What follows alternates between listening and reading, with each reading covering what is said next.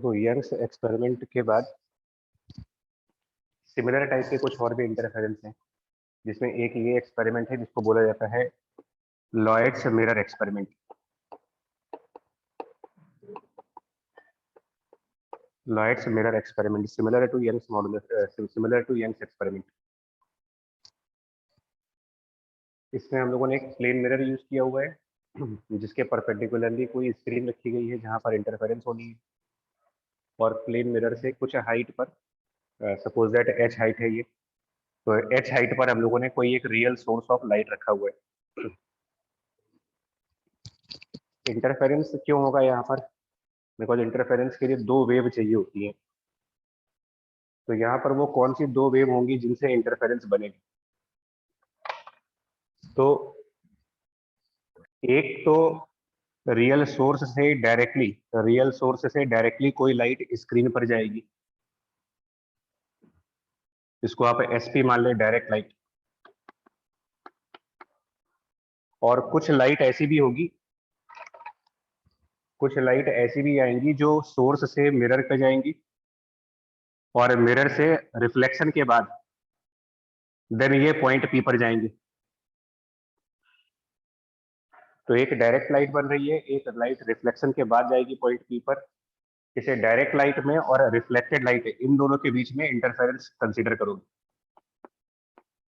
Between the direct and reflected light. ये दोनों wave जब पॉइंट पी पर जाएंगे तो वहां पर कुछ इंटरफेरेंस होगी।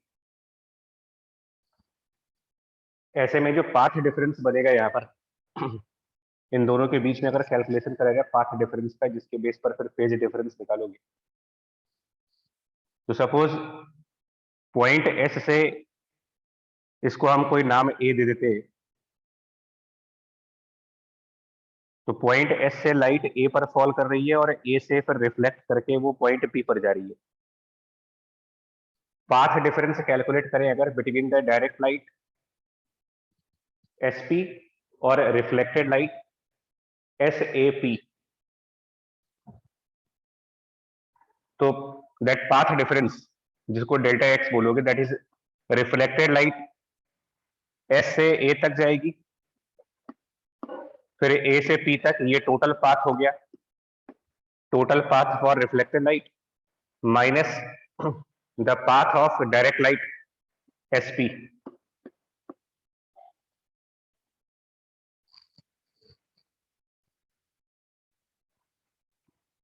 और प्लेन मिरर की जो प्रॉपर्टी थी रे ऑप्टिक्स वाली,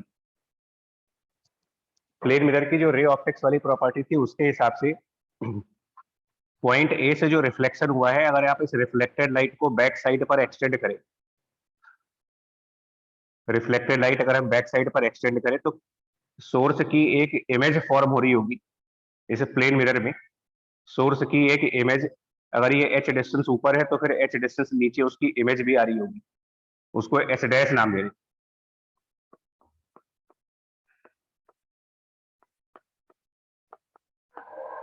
और लॉ ऑफ रिफ्लेक्शन के बेसिस पर, law of reflection angle of incidence equal to the angle of reflection, उससे ये प्रूफ कर सकते हैं कि ऐसे will be same as S dash A, because property of plane mirror के हिसाब से ऑब्जेक्ट और इमेज दोनों मिरर से सेम डिस्टेंस पर आते हैं।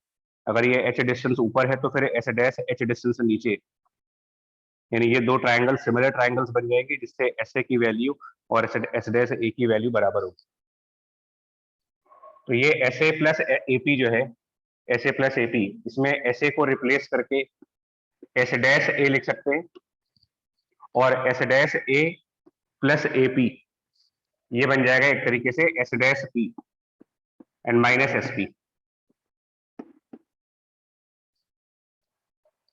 और ये लगभग वैसा ही हो गया जैसे कि मतलब ये रिजल्ट कुछ वैसा लग रहा है जैसे कि पॉइंट एस और point S dash, Young's experiment के दो स्लिट्स बन गए, स्लिट 1 और स्लिट 2। मतलब एस और एस डैश को अगर हम दो स्लिट्स कंसिडर कर लें तो ये रिजल्ट वैसा ही आ गया जैसे यंग्स एक्सपेरिमेंट में बन रहा था। तो हम फर्दर कोई डेरिवेशन नहीं करेंगे, हम सिर्फ रिजल्ट यूज कर लेंगे यंग्स एक्सपेरिमेंट का। बट यंग्स एक्सपेरिमेंट में दोनों स्लिट्स के बीच, स्लिट 1 और स्लिट 2, सोर्स को आप पहला वाला स्लिट मान लो और उसकी इमेज को सेकंड वाला स्लिट मान ले, तो दो स्लिट्स हो गए जिनके बीच में डिस्टेंस h और h 2h हो गई। ये हमारा इक्विवेलेंट टू d हो गया कंपेयरिंग विथ यंग्स एक्सपेरिमेंट। और सोर्स और स्क्रीन के बीच में जो डिस्टेंस होगा, मतलब ये सोर्स और ये स्क्रीन, जो भी इनके बीच का डिस्टेंस होगा, फॉर एग्जांपल ये कैपिटल D। बाकी सारा रिजल्ट वैसे ही लगाओगे जैसे आप यंग्स एक्सपेरिमेंट के रिजल्ट थे, वैसे ही एज इट इज यूज करेंगे इसमें। सिर्फ एक काम करेंगे, स्मॉल d की जगह 2h पुट कर देंगे यहाँ पर।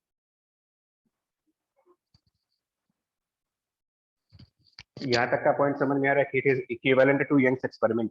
If we take S and S dash as two slits of Young's experiment, then it is equivalent to Young's experiment. Yes sir. ठीक है, इक्विवेलेंसी। तो हम इसमें फर्दर कोई डेरिवेशन नहीं करेंगे, बट हाँ एक करेक्शन यहाँ पर करना होता है। अगर हम S और S डैश को दो स्लिट्स मान लेते हैं कि हमारा पहला स्लिट पॉइंट S है और दूसरा वाला स्लिट S डैश है,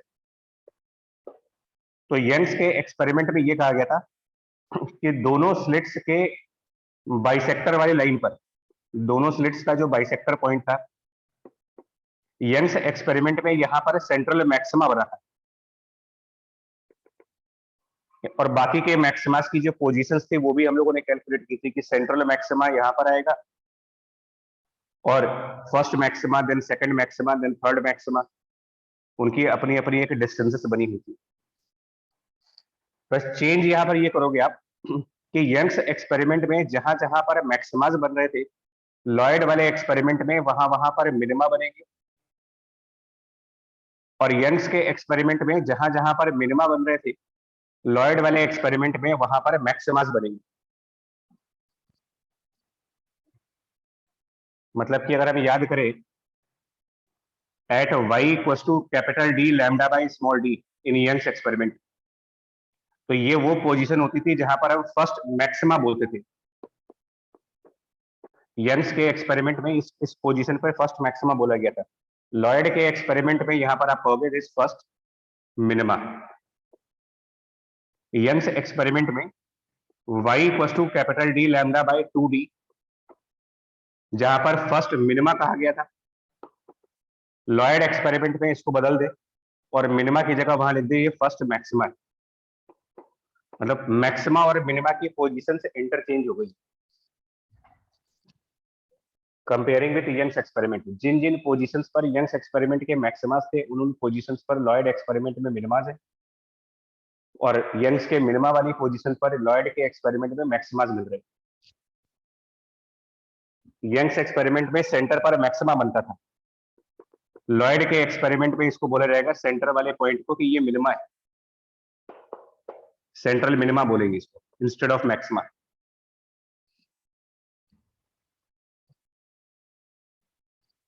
और ये क्यों हुआ रिजल्ट, मतलब ऐसा क्यों कह रहे हैं कि यंग्स एक्सपेरिमेंट से जस्ट अपोजिट, यंग्स एक्सपेरिमेंट के जस्ट अपोजिट पर लॉयड के एक्सपेरिमेंट के रिजल्ट। तो उसका आंसर ये दिया जाता है ना कि जो वेव होती है, लाइट वाली वेव, लाइट वाली वेव जब रिफ्लेक्शन करते हैं, तो लाइट वाली वेव जब रिफ्लेक्ट होती है तो ऐसा कहा जाता है कि रिफ्लेक्शन में ये कुछ इस टाइप की सिचुएशन बनती है।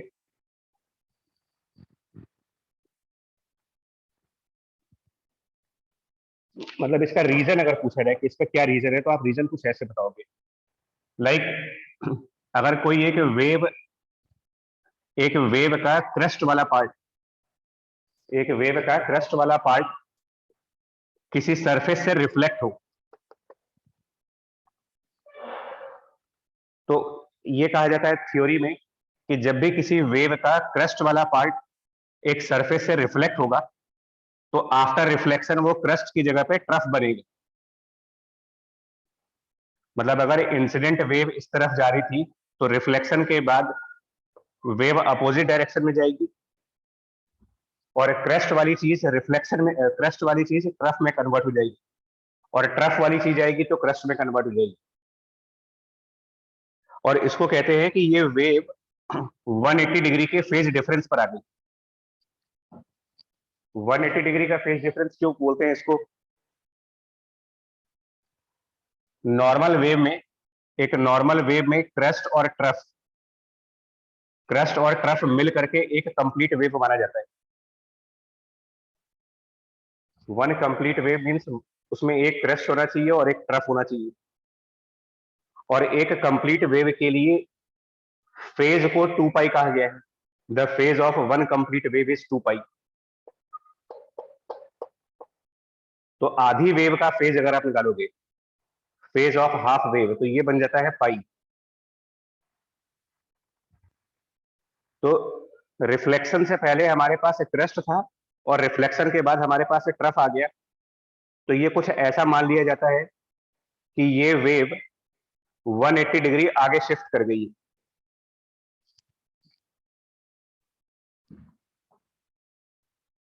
दैट मीन्स इंसिडेंट वेव और रिफ्लेक्टेड वेव के बीच में ऑलरेडी पाई का एक फेज डिफरेंस क्रिएट हो गया and the reason is reflection. तो वाईडीएसी एक्सपेरिमेंट्स में क्या हो रहा था कि वाईडीएसी के एक्सपेरिमेंट में अगर हम रिकॉल करें कि y equals to D lambda by small D, तो वाईडीएसी वाले एक्सपेरिमेंट में यहां पर जो फेज डिफरेंस बनता था D lambda by small D वाले पॉइंट पर, फेज डिफरेंस जो बनता था वो 2 पाई बनता था, फर्स्ट मैक्सिमा का फेज डिफरेंस। बट यहां पर पाई का एडिशनल फेज डिफरेंस भी आ रहा है। पाई का एडिशनल फेज डिफरेंस रिफ्लेक्शन की वजह से जब आएगा, तो ये 2 पाई का तो फेज डिफरेंस, 2 पाई का फेज डिफरेंस दोनों वेव के पाथ डिफरेंस की वजह से है। मतलब ये डिस्टेंस अलग अलग कवर कर रहे हैं, इसलिए 2 पाई का फेज डिफरेंस है। और प्लस एक वेव रिफ्लेक्शन भी कर रही है, तो रिफ्लेक्शन से उसमें एक एक्स्ट्रा फेज डिफरेंस पाई का जब बन जाएगा, तो total phase difference at this point 3 पाई का हो जाएगा। और 3 पाई के टोटल फेज डिफरेंस के करस्पॉन्डिंगली मैक्सिमा की बजाय मिनिमा बनना स्टार्ट हो जाएंगे। वाईडीएसी में डी लैम्डा बाई 2d, जिसमें फर्स्ट मिनिमा होता था, डी लैम्डा बाई 2d, जहां पर वाईडीएसी एक्सपेरिमेंट में फर्स्ट मिनिमा था और वहां पर फेज डिफरेंस पाई था। बट वो फेज डिफरेंस जो पाई का था इन वाईडीएसी एक्सपेरिमेंट, ये फेज डिफरेंस अगेन इन दोनों के पाथ डिफरेंस की वजह से बना। एडिशनली अगर इसमें पाई और ऐड कर दें बिकॉज ऑफ रिफ्लेक्शन, तो ये टोटल फेज डिफरेंस 2 पाई कन्वर्ट हो जाएगा। और 2 पाई का फेज डिफरेंस मतलब कि यहाँ पर अगेन मैक्सिमा वाली क्वांटिटी बच जाएगी।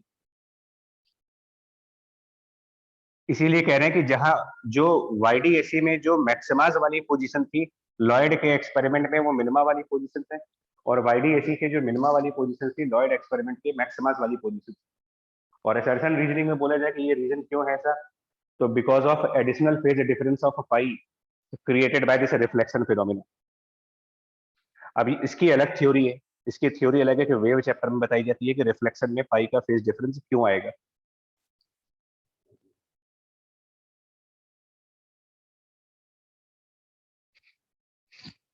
क्लियर हुआ ये?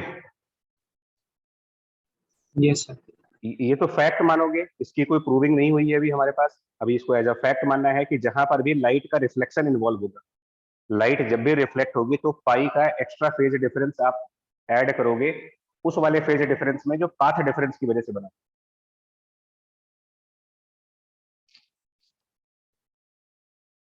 फेज डिफरेंस ऑफ पाथ यानी कुल मिलाकर के बेसिकली ये कह रहा हूं मैं आपसे कि जिन जहां पर रिफ्लेक्शन इन्वॉल्व हो, जहां पर रिफ्लेक्शन इन्वॉल्व हो जाए, वहां पर आपका नेट फेज डिफरेंस ये लिखा जाएगा, फेज डिफरेंस जो पाथ की वजह से बना and plus the phase difference created by the reflection.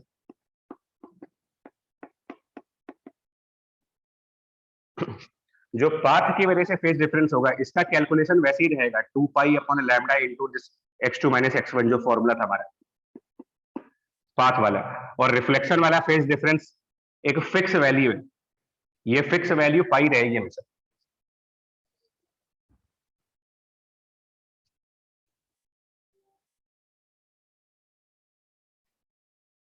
पर आपको फिलहाल इतना याद रखना है कि लॉयड के एक्सपेरिमेंट में और यंग्स के एक्सपेरिमेंट में मैक्सिमा और मिनिमास की पोजीशन से इंटरचेंज हुई है। उसके अलावा एक और चीज याद रखनी है कि लॉयड के एक्सपेरिमेंट में और यंग्स के एक्सपेरिमेंट में, यंग्स के एक्सपेरिमेंट में 2 स्लिट यूज की गई थी, लॉयड के एक्सपेरिमेंट में एक सोर्स है जो कि हमारे लिए स्लिट का काम करेगा, और इसकी जो मिरर में इमेज बनेगी वो हमारे लिए सेकंड स्लिट का काम करेगी। तो इन दोनों में जो डिस्टेंस आएगा 2h, उसको हम स्मॉल डी का यूज कर लेंगे और फ्रिंज विड्थ वगैरह या जो भी कैलकुलेट करना होगा उसके हिसाब से कैलकुलेट करेंगे। हटाएं इसको। Yes sir. ठीक है, इसके भी क्वेश्चन अपने एचसीवी में है लॉयड मिरर के ऊपर भी।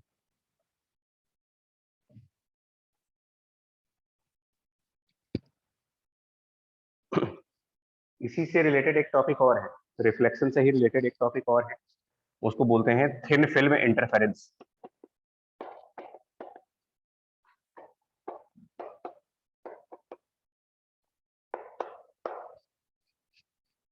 इंटरफेरेंस बाय थिन फिल्म्स,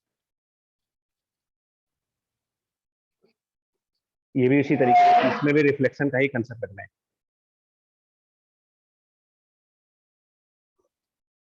तो इसको ऐसे समझो आप,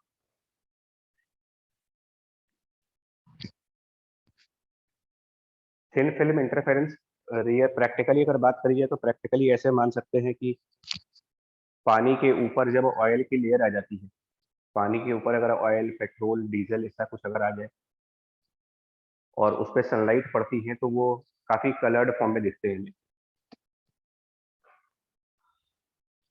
या वैसे भी अगर पेट्रोल डीजल कहीं गिरा हो, जमीन पे भी गिर जाए अगर और उस पर सनलाइट पड़ती है तो उसमें कलर्स दिखने स्टार्ट हो जाते हैं। तो वो एक रीजन उसी उसी को बोला जा रहा है thin film interference. For example हम मान लें कि अगर हमारे पास वाटर था और वाटर के ऊपर एक बहुत पतली सी लेयर है ऑयल की, और ऑयल ऊपर ही मिलेगा बिकॉज ऑयल वाटर के कंपैरेटिवली लाइट होता है, डेंसिटी कम होती है तो हमेशा ऑयल जो होता है पानी में ऊपर फ्लोट करता है। एंड इस ऑयल लेयर की थिकनेस को कुछ, thickness of this oil layer को टी मान लेंगे। एंड एज्यूम करें कि ऊपर से कोई लाइट फॉल कर रही है, light coming from the top side with a wavelength of lambda, and obviously यहाँ पर मीडियम एयर मान लेते हैं। तो एक्चुअली दो फिनोमिना होते हैं, लाइट जब ऊपर से गिरेगी तो इस लाइट का कुछ पार्ट ऑयल वाली लेयर की टॉप साइड से, ऑयल लेयर की जो टॉप वाली साइड है वहां से लाइट का कुछ पार्ट रिफ्लेक्ट हो जाएगा, उसको हम वेव नंबर 1 कह रहे हैं। और बाकी का पार्ट, लाइट का बाकी का पार्ट ऑयल में ट्रांसमिट कर जाएगा, और ऑयल और वाटर वाला जो इंटरफेस होगा, ये इंटरफेस जहां से ऑयल और वाटर को अलग अलग किया जा रहा है, ऑयल वाटर इंटरफेस, यहां से भी कुछ लाइट रिफ्लेक्ट होगी, उसको वेव नंबर 2 कह दीजिए। बिकॉज ये प्रॉपर्टी ऑफ लाइट है कि जब मीडियम बदलता है तो उसका कुछ परसेंटेज रिफ्लेक्शन में जरूर जाएगा।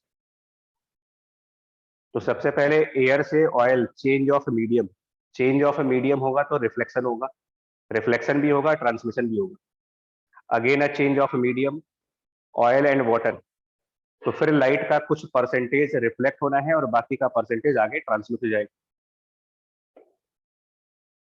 तो जो रिफ्लेक्शन ऊपर वाले इंटरफेस से हुआ था उसको हमने वेव नंबर 1 कह दिया है, और जो रिफ्लेक्शन नीचे वाले इंटरफेस से हुआ है इसको वेव नंबर 2 कह दिया है। और अगर यहाँ पर कोई व्यूअर हो, मतलब कोई पर्सन यहाँ से व्यू कर रहा हो इसको, तो उसको दो दो वेव रिसीव होंगी। एक वो वेव रिसीव होगी जो ऊपर वाले सरफेस से रिफ्लेक्ट होकर के जा रही है, और एक और वेव रिसीव होगी जो ऑयल और वाटर के इंटरफेस से रिफ्लेक्ट होकर के इस पर्सन की तरफ आ रही होगी। और इन दोनों में ही इंटरफेरेंस होता है, जिसकी वजह से इस ऑयल में डिफरेंट डिफरेंट कलर्स विजिबल होते हैं। वो डिपेंड करता है कौन सा इंटरफेरेंस हो रहा है, डिस्ट्रक्टिव हो रहा है या फिर कंस्ट्रक्टिव हो रहा है, ऑयल लेयर की थिकनेस कितनी है, इसके हिसाब से उसमें कलर्स दिखते हैं। तो इंटरफेरेंस किन के बीच हुआ है, पहले तो ये आइडेंटिफाई किया जाए। इंटरफेरेंस हो रहा है the wave reflected at the top surface, मतलब कि एयर ऑयल का जो इंटरफेस था वहां से एक वेव रिफ्लेक्ट हुई है और दूसरी वेव ऑयल वाटर के इंटरफेस से रिफ्लेक्ट हुई है। तो इन दोनों के बीच में इंटरफेरेंस कंसीडर करना है। और हमें ये आइडेंटिफाई, हमारे क्वेश्चन ये दिए जाते हैं कि ये इंटरफेरेंस जो होगा वो कंस्ट्रक्टिव होगा या डिस्ट्रक्टिव होगा। तो उसके लिए फेज डिफरेंस कैलकुलेट करना होगा। फेज डिफरेंस के लिए पाथ डिफरेंस चाहिए। तो जो वेव ऊपर वाले सरफेस से रिफ्लेक्ट हो गई और जो वेव नीचे वाले सरफेस से रिफ्लेक्ट हो रही है, उन दोनों में अगर हम पाथ का डिफरेंस देखें तो सेकंड वाली वेव ने एक्स्ट्रा पाथ जो कवर किया, एक्स्ट्रा पाथ, पहले वो टी डिस्टेंस नीचे की तरफ गया और रिफ्लेक्ट करके टी डिस्टेंस वापस भी आया। तो टी डिस्टेंस डाउनवर्ड और टी डिस्टेंस वापस अपवर्ड, 2 इंटू टी, यही इस सेकंड वेव का एक्स्ट्रा पाथ है। तो वेव 1 के कंपेयर में सेकंड वाली वेव का एक्स्ट्रा पाथ, टी डिस्टेंस नीचे जाना है और टी डिस्टेंस वापस भी आना है, 2t।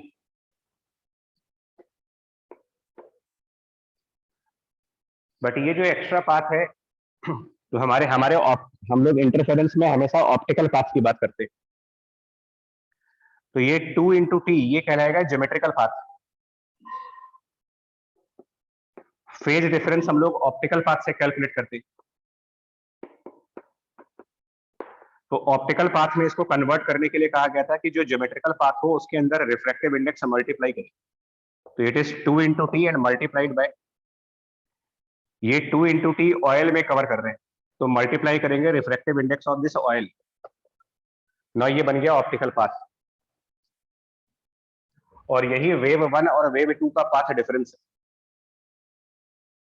ना इस पाथ डिफरेंस को अगर हम 2 पाई बाय लैम्डा से मल्टीप्लाई कर दें तो 2 pi by lambda multiplied by this path difference, ये चीज कहलाएगी फेज डिफरेंस। बट ये फेज डिफरेंस पाथ की वजह से आ रहा है।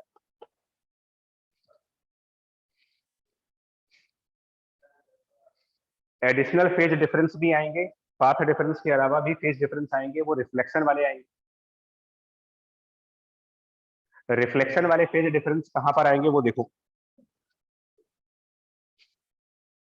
तो फेज डिफरेंस ऑफ रिफ्लेक्शन देखा जाएगा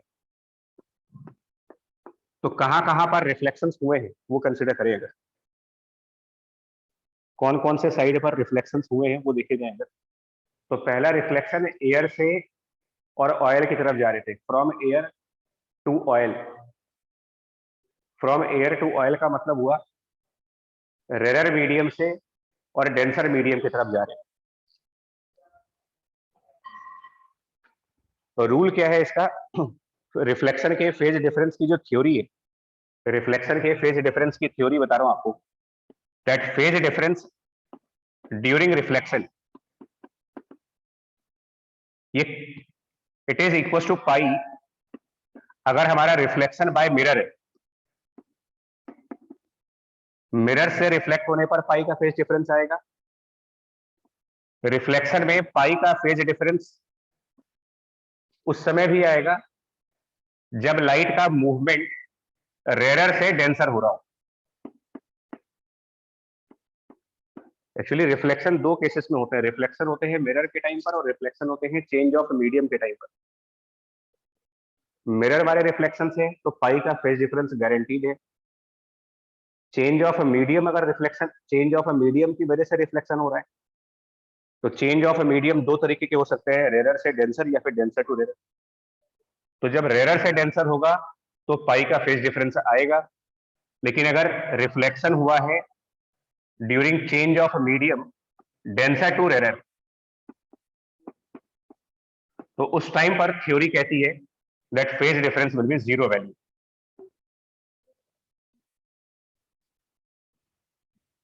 ये एज ए थ्योरी याद करना होगा आपको कि रिफ्लेक्शंस में कब कब फेज डिफरेंस आते हैं और किस टाइप के रिफ्लेक्शन में आते हैं। तो मिरर वाले जितने भी रिफ्लेक्शंस होंगे सब में पाई का फेज डिफरेंस, मीडियम बदलने पर जो रिफ्लेक्शंस होते हैं उनमें मीडियम चेंज होने पर रिफ्लेक्शन हो रहा है, तो उसमें पाई का फेज डिफरेंस तब आएगा जब रेरर से डेंसर की तरफ जा रहे हो और रिफ्लेक्शन हुआ हो। अगर डेंसर से रेरर जा रहे थे और रिफ्लेक्शन हुआ था तो हम कहते हैं कि फेज डिफरेंस की वैल्यू 0 आई।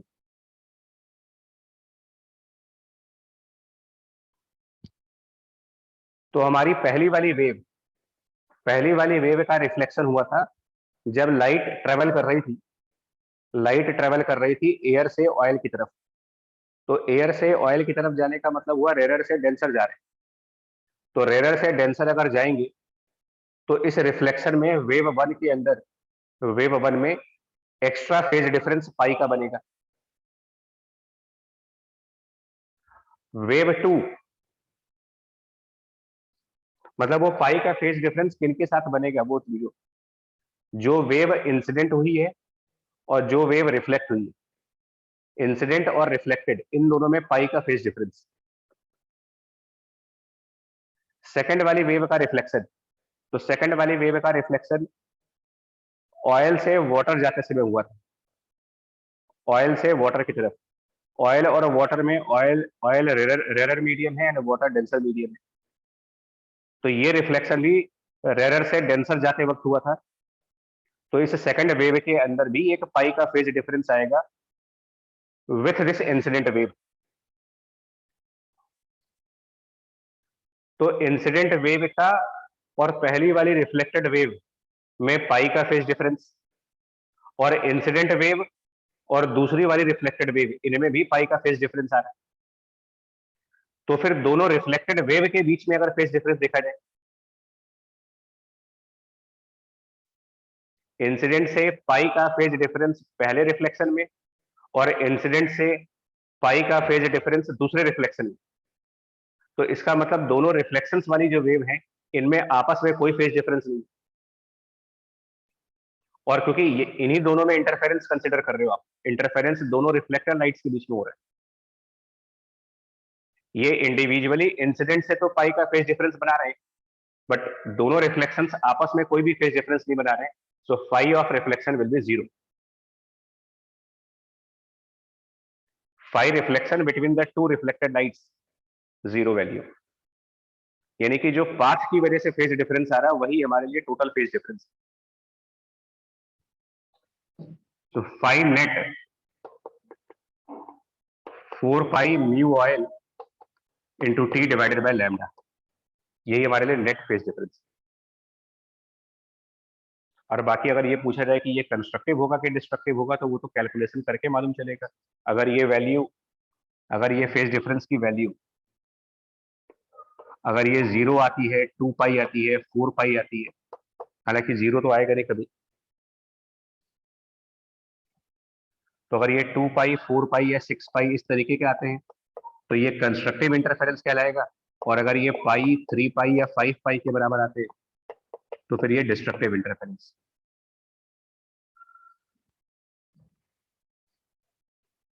सर ये प्लीज एक और बता दीजिए, ये रिफ्लेक्शन का जो फेज डिफरेंस है 0 कैसे हुआ?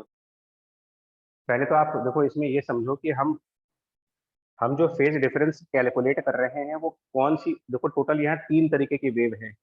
3 वेव पहले आइडेंटिफाई करिए, एक इंसिडेंट वेव और 2 रिफ्लेक्टेड वेव। जो ये कहा जाता है ना कि रिफ्लेक्शन में पाई का फेज डिफरेंस आता है, ये कहा जाता है फेज डिफरेंस इन रिफ्लेक्शन। ये फेज डिफरेंस कैलकुलेट होता है बिटवीन इंसिडेंट एंड रिफ्लेक्टेड।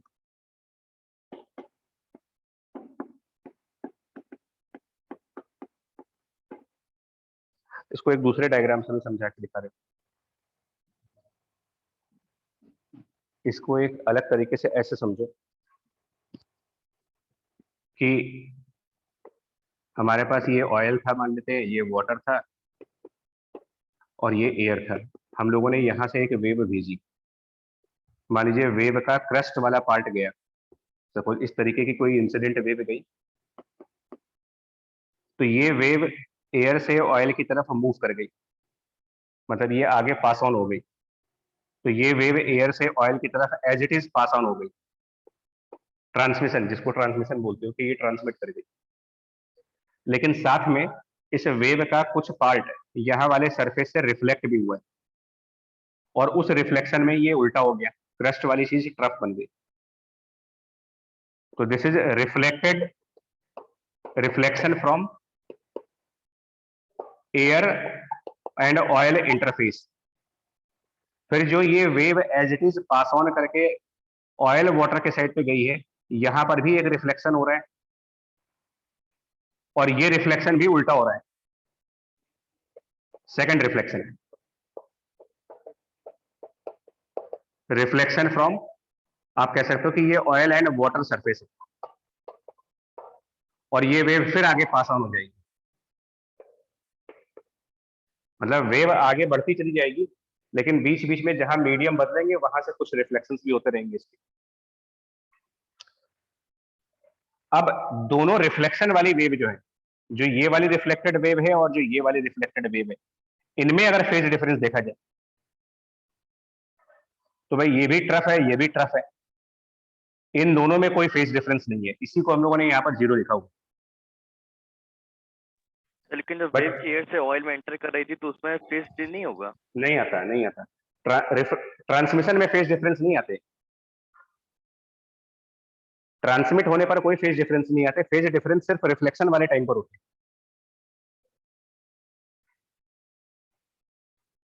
मतलब वेव जैसी आएगी एज इट इज आगे ट्रांसमिट होती है, उसमें उसमें कोई फेज डिफरेंस नहीं दिखा है। यस ये बात समझ में आई आपको? दोनों रिफ्लेक्शन वाले में आपस में कोई फेज डिफरेंस नहीं है। यस सर, आगे। लेकिन जो दूसरी सेकंड वाला रिफ्लेक्शन है, वो पहले वाले रिफ्लेक्शन से कुछ डिस्टेंस ज्यादा ट्रेवल करने की वजह से हुआ था। भाई पहला रिफ्लेक्शन यहाँ पे हो गया, फिर दूसरी वाली वेव पहले आगे जाएगी, फिर रिफ्लेक्ट होकर के वापस आएगी। तो सेकंड वाले रिफ्लेक्शन की जो वेव है वो पहले वाले रिफ्लेक्शन की वेव से पाथ की वजह से तो फेज डिफरेंस बना रहा है, बट ड्यू टू रिफ्लेक्शन कोई फेज डिफरेंस नहीं बना रहा है।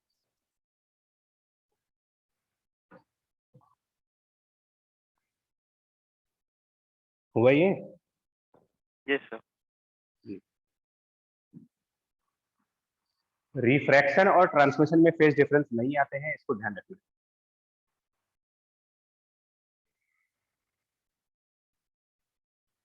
दूसरा ध्यान ये रखना है कि जो पाथ डिफरेंस जब कैलकुलेट होगा तो उसमें हमेशा ऑप्टिकल पाथ लेना है, नहीं तो फिर उसमें भी दिक्कत आएगी।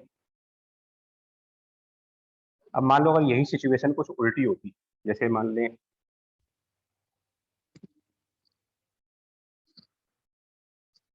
कुछ ऐसा होता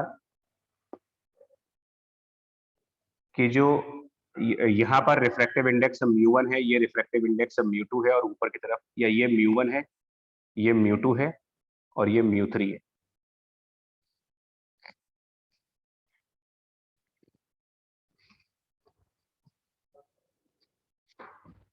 और ये डिस्टेंस हम t मान लेते हैं, और ये चीज हमारे लिए एक फिल्म है।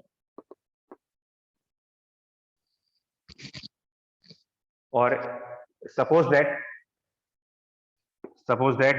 μ1 is more than μ2 and μ3 is also more than μ2। ये जस्ट एग्जांपल ले रहे हैं। अब अगर हम लोगों ने कोई वेव यहां से भेजी तो आपको वैसे ही डायग्राम बना के दिखा रहे हैं। सपोज कोई वेव आई यहां से और उसका क्रस्ट वाला पार्ट आया,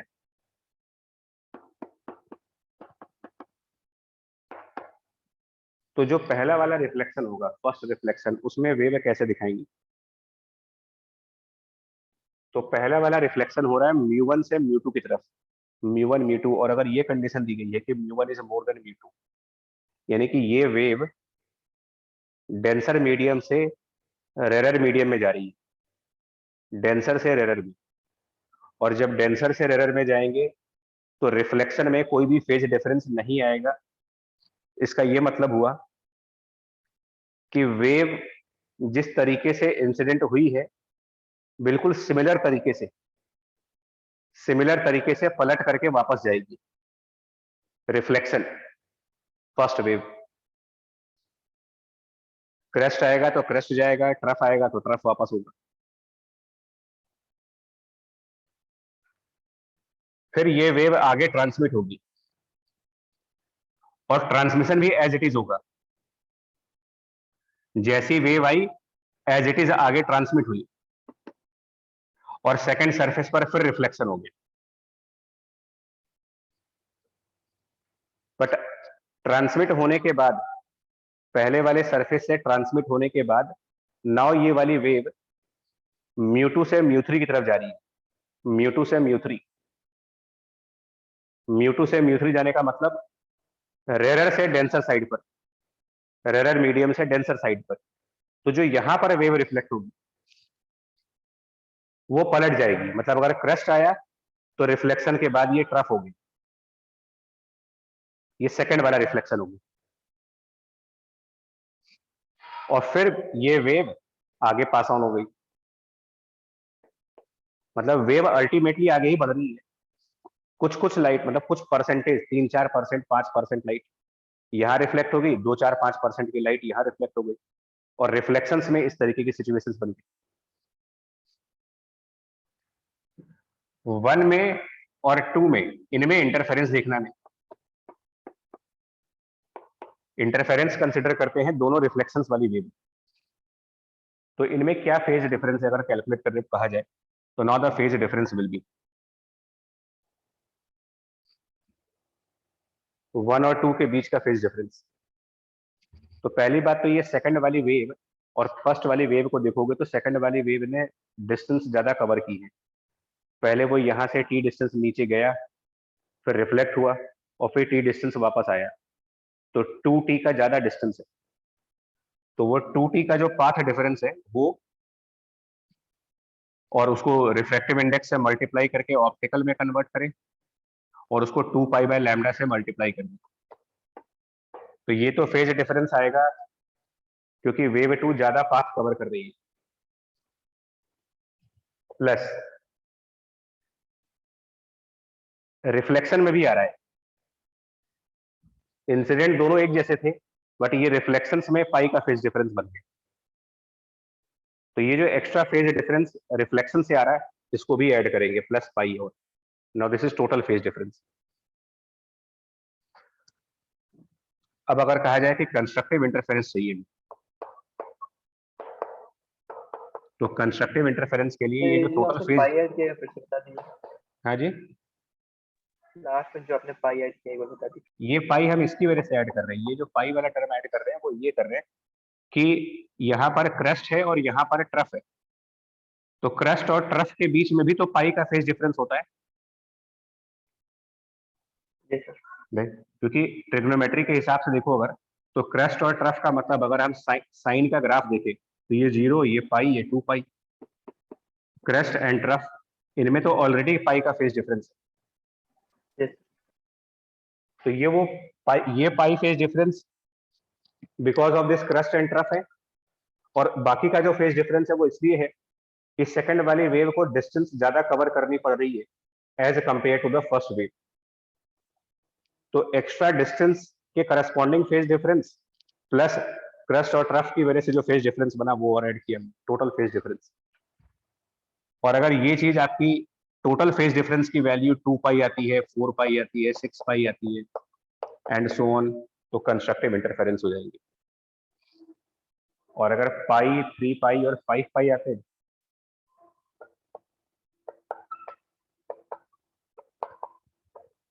तो यही वैल्यू पाई, 3 पाई या 5 पाई कर दो। सर जब वेव म्यू2 से म्यू3 जा रही है तब फेज क्यों चेंज हुआ सर? रेयरेस्ट और डेंसर आने पे तो पाई से चेंज होता है सर। हुआ ना चेंज, रेरर से डेंसर जाने पे है तो चेंज। सर तो उससे जो रिफ्लेक्ट हुई है उसके वजह से चेंज हुआ है ना?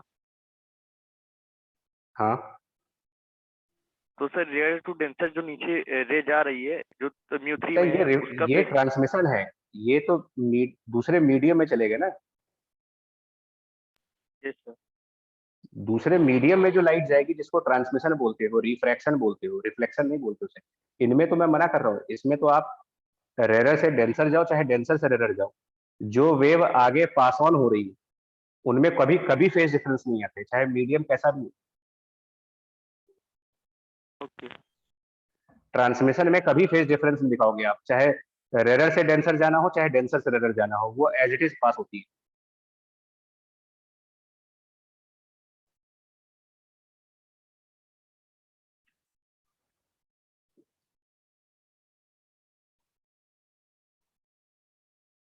जो भी फेज डिफरेंस दिखाओगे वो सिर्फ रिफ्लेक्शन पे, और रिफ्लेक्शन में भी जब रेरर से डेंसर जा रहे हैं, not from denser to rarer, या फिर मिरर से रिफ्लेक्शन हो रहा हो।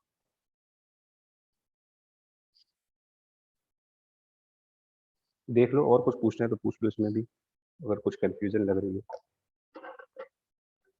क्लियर है। ठीक है।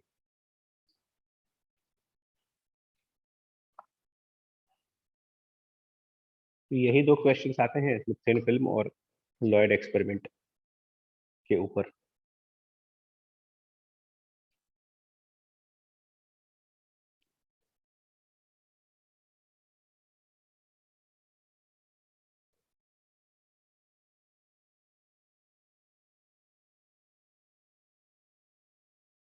एक क्वेश्चन लिखो।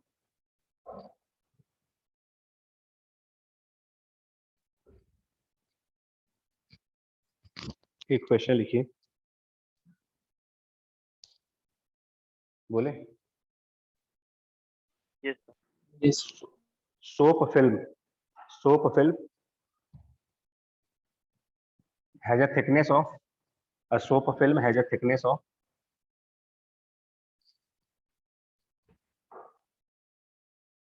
soap film has a thickness of 500 nanometer, 500 nanometer, and the refractive index is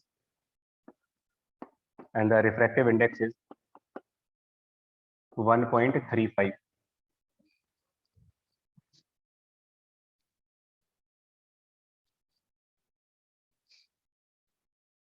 And white light is incident on it. White light is incident on it.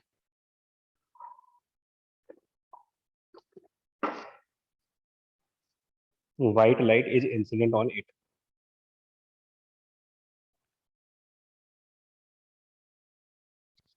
Find the wavelength. Find the wavelength reflected strongly. Find the wavelengths which are reflected strongly. Find the wavelengths which are reflected strongly.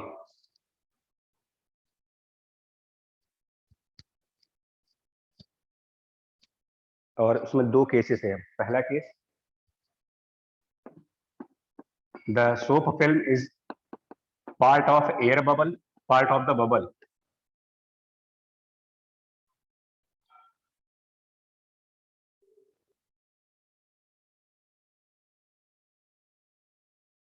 The film is a part of a bubble in air. And B part कह रहे हैं कि this film is on a glass plate.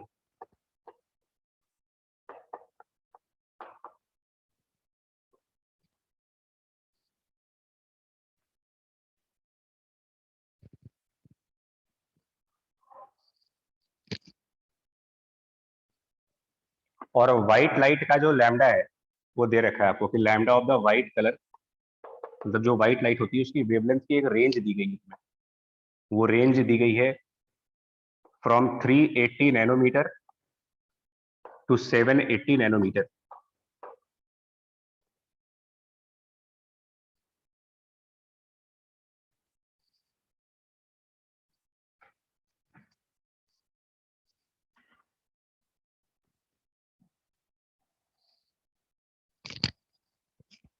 तो इसकी working देखो कैसे होनी है।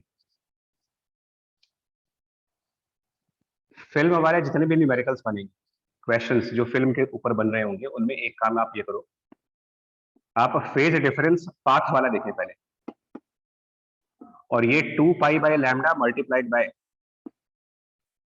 ये फिक्स है, डेफिनिट है, बार बार इतना ही आना है, 2 pi by lambda multiplied by, अगर फिल्म की थिकनेस दी गई है, सॉरी ये, अगर इस फिल्म की एक थिकनेस है तो 2 इंटू टी एक्स्ट्रा पाथ बनेगा। ये समझ में आ रहा होगा कि 2t का एक्स्ट्रा पाथ क्यों बनता है हमेशा, लेकिन इसको मल्टीप्लाई करो, 2t को मल्टीप्लाई करिए उस फिल्म के रिफ्रैक्टिव इंडेक्स से। इतना ये कैलकुलेशन तो हर एक न्यूमेरिकल में होगी, जितने भी न्यूमेरिकल्स आएंगे उसमें ये तो हमको कैलकुलेट करना ही है। आगे आपको ये देखना है कि फेज डिफरेंस ऑफ रिफ्लेक्शन ये लेना है या नहीं लेना है। तो पहले वाले पार्ट को देखो, पहले वाले पार्ट में कह रहे हैं कि ये जो फिल्म है वो एक बबल का पार्ट है और वो बबल एयर में है। सोप फिल्म मतलब सोप का बबल है, तो सोप बबल के अंदर भी एयर होती है और सोप बबल के बाहर भी एयर दी गई है। बबल इन एयर मतलब कि सोप की जो फिल्म है उसके दोनों साइड एयर आ गई। तो अगर हम ए वाला पार्ट चेक करें तो ये कुछ इस टाइप की सिचुएशन बनी, सोप ऊपर भी एयर नीचे भी एयर। ऐसे में अगर कोई वेव इसके ऊपर आएगी, मान लो इंसिडेंट हुई, तो पहली बात देखिए, पास ऑन तो आप एज इट इज करते चले जाओ उसको, ट्रांसमिशन तो एज इट इज होगा। पहला वाला रिफ्लेक्शन देखिए, एयर से सोप की तरफ, एयर टू सोप, रेरर से डेंसर, रेरर से डेंसर में रिफ्लेक्शन है तो रिफ्लेक्टेड वेव पलट जाएगी। ये हो गई हमारी first reflected wave, crest becomes trough. Second point है रिफ्लेक्शन, सोप से एयर, डेंसर से rarer, as it is reflection दिखाए, ये रिफ्लेक्शन 2 हो गया। 1 और 2 में इंटरफेरेंस होना है तो जिनमें इंटरफेरेंस होना है उनमें क्रस्ट और ट्रफ की वजह से, because of this crust and trough, pi का एक और फेज डिफरेंस कंसिडर करो। पाथ डिफरेंस तो रहेगा ही, प्लस ये भी रहेगा। सो पार्ट ए के हिसाब से, पार्ट ए के हिसाब से टोटल फेज डिफरेंस, पाथ वाला और प्लस ये पाई वाला, इसमें पाई कॉमन हो जाएगा और plus 4 mu soap into T upon A lambda and plus 1, total phase difference part A के लिए। बाकी जो उन्होंने ये कहा है कि कौन कौन सी वेवलेंथ स्ट्रांगली रिफ्लेक्ट होगी, तो स्ट्रांगली रिफ्लेक्शन का मतलब है कि कौन कौन सी वेवलेंथ होंगी जिनमें कंस्ट्रक्टिव इंटरफेरेंस होगा। स्ट्रांग मतलब इंटेंसिटी, स्ट्रांगली रिफ्लेक्शन मतलब रिफ्लेक्शन में बहुत ज्यादा इंटेंसिटी है, मतलब कि कंस्ट्रक्टिव इंटरफेरेंस हो जाए। तो कंस्ट्रक्टिव इंटरफेरेंस के लिए ये जो फेज डिफरेंस है ये 2n पाई के बराबर होना चाहिए, मतलब कि 2 पाई, 4 पाई, 6 पाई, 8 पाई, इस तरीके का होना चाहिए। तो let it be 2n pi.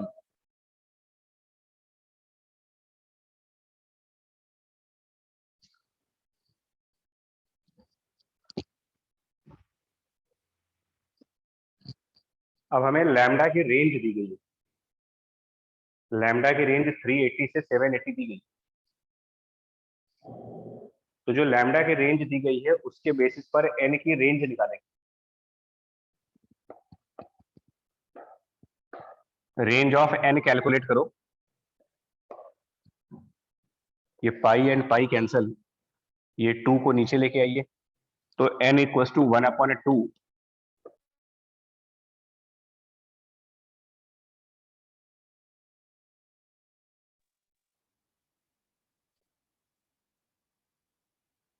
μs 1.35 into thickness 500 nanometre upon, अगर आप लैम्डा की मिनिमम वैल्यू रखोगे तो n की मैक्सिमम वैल्यू मिलेगी। लैम्डा की मिनिमम वैल्यू 380 है, n+1। अब इसको ना कैलकुलेटर की हेल्प से करने से बताएंगे। 4 इंटू 1.35 इंटू 500 अपॉन 380 प्लस 1, और बाहर हाफ भी है, लगभग कितना आएगा इसको कैलकुलेट करके देखो जरा एक मिनट।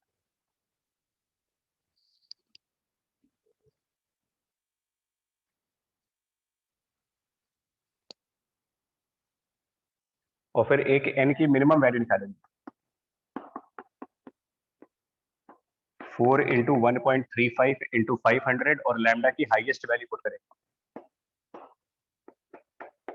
ये अप्रोक्सीमेटली कितना आएगा।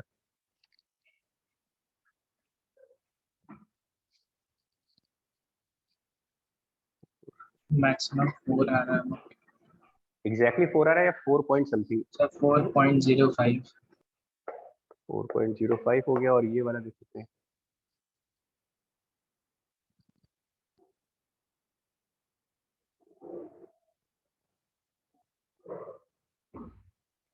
अभी के लिए कैलकुलेटर यूज कर लो, कोई दिक्कत नहीं, बस तरीका समझना है।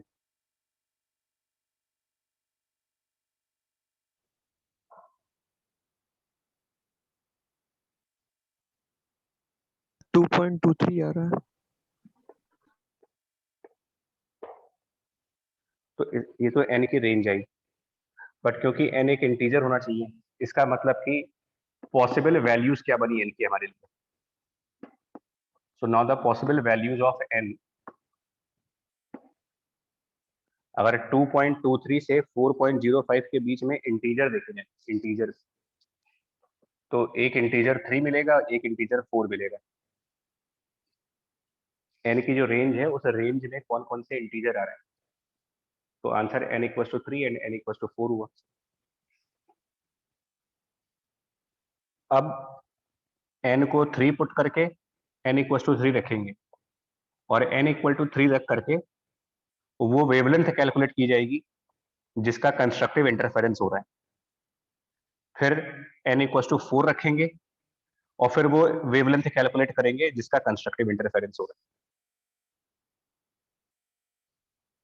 तो स्ट्रांगली रिफ्लेक्टेड वेवलेंथ जो कि क्वेश्चन था, वो यहां से एक में n=3 देखते हैं,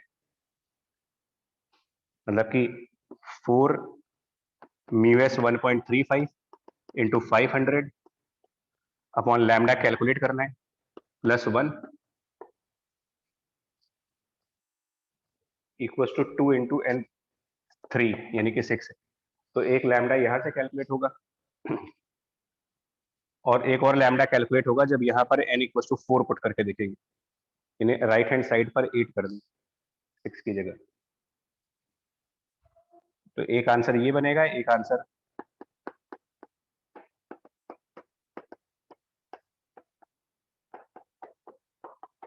दो वेवलेंथ्स आएंगी जिनका कंस्ट्रक्टिव इंटरफेरेंस होगा।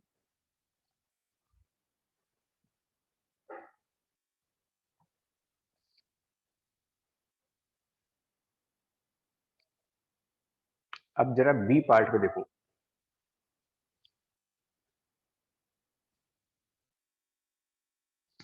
इसको लिख लो पहले, बी पार्ट तरीका पूरा समझना होगा। पहले जो लैम्डा की रेंज दी है उससे हम n की रेंज निकालते हैं, n की रेंज निकाल करके उसके अंदर जो इंटीजर्स आएंगे वो लिखेंगे और उन इंटीजर्स पर वापस लैम्डा कैलकुलेट करेंगे।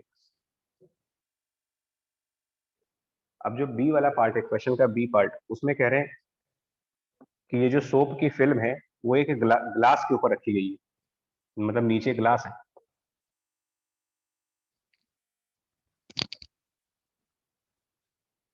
तो अगर सोप की फिल्म ग्लास के ऊपर रखी जाएगी तो जो सेकंड वाला रिफ्लेक्शन हुआ, और ग्लास ऑब्वियसली सोप से डेंसर मीडियम, ग्लास का रिफ्रैक्टिव इंडेक्स 1.5 है,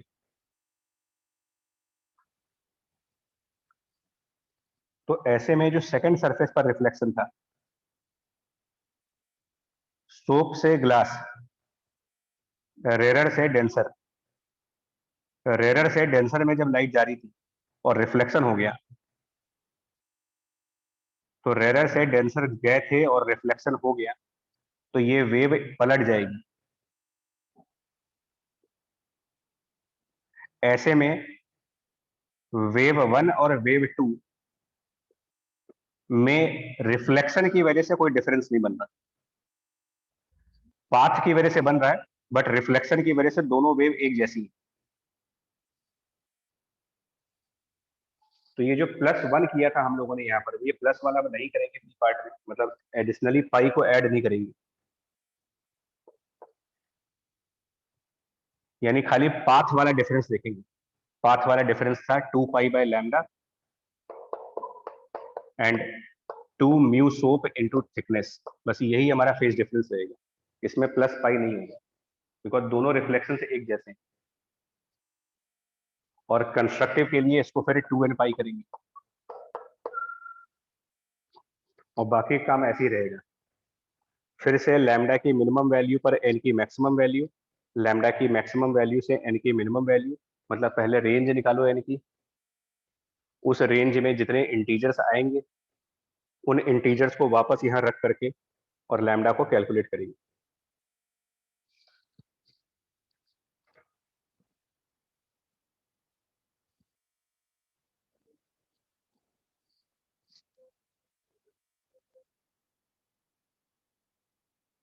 देखिए कुछ पूछना है तो पूछिए इसको।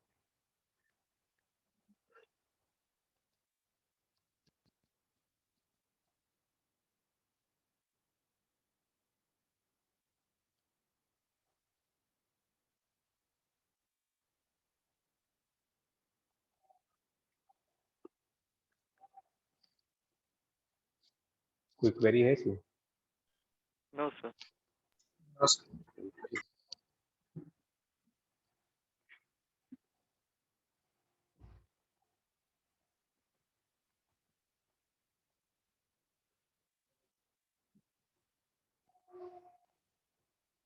तो ये तो हो गया इंटरफेरेंस के जितने भी केसेस थे आपके कंप्लीट हो गए।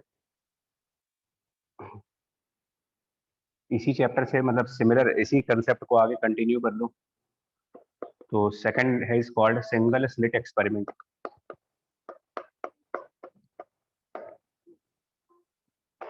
सिंगल स्लिट एक्सपेरिमेंट जिसको हम डिफ्रैक्शन भी बोलते हैं।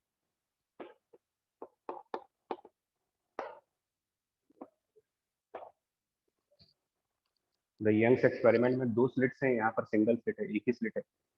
सिंगल स्लिट एक्सपेरिमेंट और चैप्टर बन जाता है ये डिफ्रैक्शन।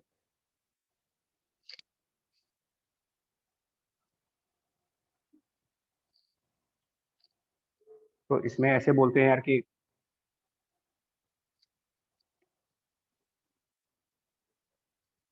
सिंगल स्लिट अगर होगा और उस सिंगल स्लिट से कोई लाइट पास हो, लैम्डा वेवलेंथ की लाइट है passing through a single slit, and उसकी कुछ विड्थ मान लो आप, width of the slit equals to small D, ये विड्थ, ये विड्थ डी मान ले अगर, और सिंगल स्लिट से लाइट पास हो जाए और सामने कोई स्क्रीन रखी जाए इसकी, तो रे ऑप्टिक्स रे ऑप्टिक्स के अकॉर्डिंग कहा जाता है कि light always travel in straight path.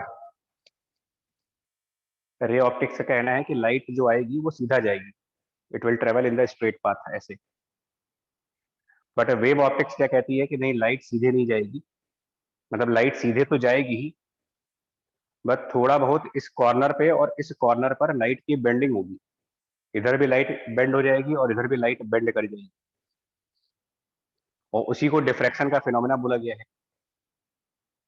कि जो ये वाली एज होगी, ऊपर वाली एज और नीचे वाली एज, यहाँ से लाइट बेंड कर जाती है, थोड़ी से मुड़ जाएगी और मुड़ करके वो ऐसे जाएगी, मतलब डाइवर्स कर जाएगी, उसी को डिफ्रैक्शन फिनोमेना बोलते हैं।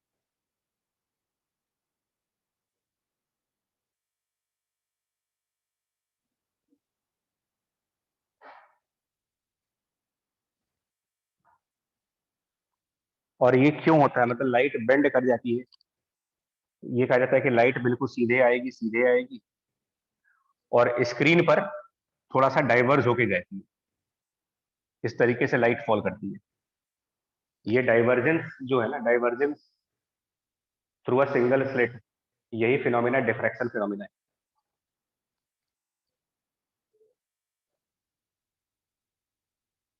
बाकी थ्योरी पार्ट में क्या पूछते हैं इसमें, मतलब न्यूमेरिकल्स के हिसाब से एक ही न्यूमेरिकल बनता है इससे।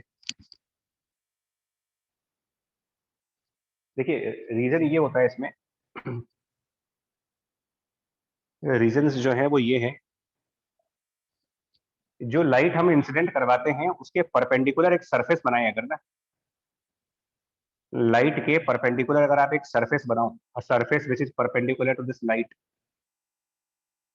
तो इसको ना वेव ऑप्टिक्स में एक नाम दिया गया था, wave front. Wave front which is a surface perpendicular to the light, जो लाइट की रे आती है उस रे के perpendicular surface called as a wave front. और हाइजेंस थ्योरी एक थी वेव ऑप्टिक्स में, हाइजेंस थ्योरी, जिसमें उन्होंने ये कहा था कि जो वेव फ्रंट होती है उसके ऊपर जितने भी पॉइंट्स होते हैं, एक वेव फ्रंट के ऊपर जितने भी पॉइंट्स होते हैं वो सेकेंडरी सोर्सेस का काम कर रहे हो, और लाइट उन सेकेंडरी सोर्सेस से आगे बढ़ती है।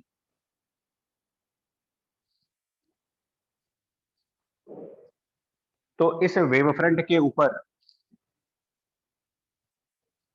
हम अगर कोई पॉइंट कंसिडर करें तो ये पॉइंट एक सेकेंडरी सोर्स बन जाएगा, S1 मान लेते हैं। इस वेव फ्रंट के ऊपर जितने भी पॉइंट्स आप लोगे, इस वेव फ्रंट के ऊपर जितने भी पॉइंट्स लोगे वो सब एक सेकेंडरी सोर्स हो गए। ये S1 एक सेकेंडरी सोर्स हो गया, S2 एक सेकेंडरी सोर्स हो गया, S3 एक सेकेंडरी सोर्स हो गया। Each point is a new source of light. इसके लिए चाहो तो आप एक बार अपने आप सेल्फ रीड कर लेना, हालांकि ये 12th बोर्ड में भी स्टूडेंट्स को क्लियर हो जाता है वहीं पर। 12th के बोर्ड में अगर हाइजेंस थ्योरी किसी ने पढ़ी होगी तो उसको ये पॉइंट याद आ रहे होंगे कि उन्होंने यही कहा था कि वेव फ्रंट के जितने भी पॉइंट हैं वो सेकेंडरी सोर्स होते हैं, उनसे वेवलेट्स बाहर निकलती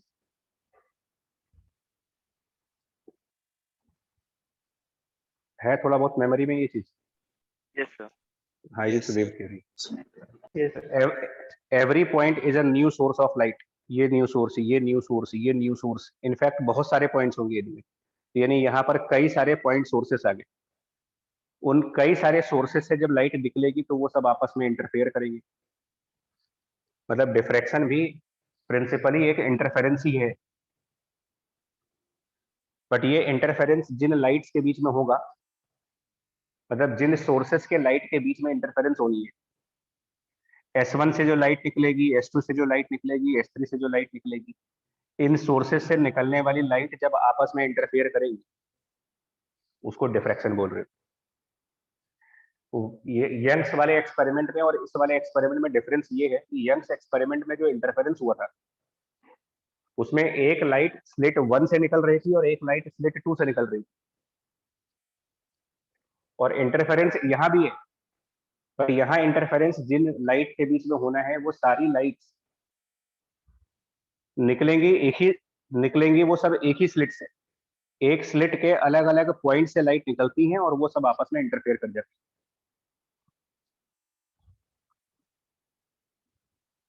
तो मान लेते हैं कि S1 से कोई लाइट निकली, S2 से कोई लाइट निकली, S3 से कोई लाइट निकली, और ये सब एक पर्टिकुलर डायरेक्शन में निकले।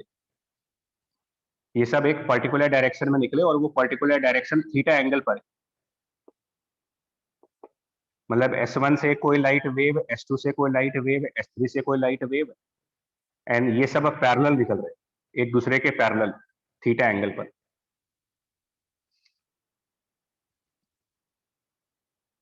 आगे जाकर के क्या किया जाता है, इनके आगे एक कन्वर्जिंग लेंस लगाते हैं,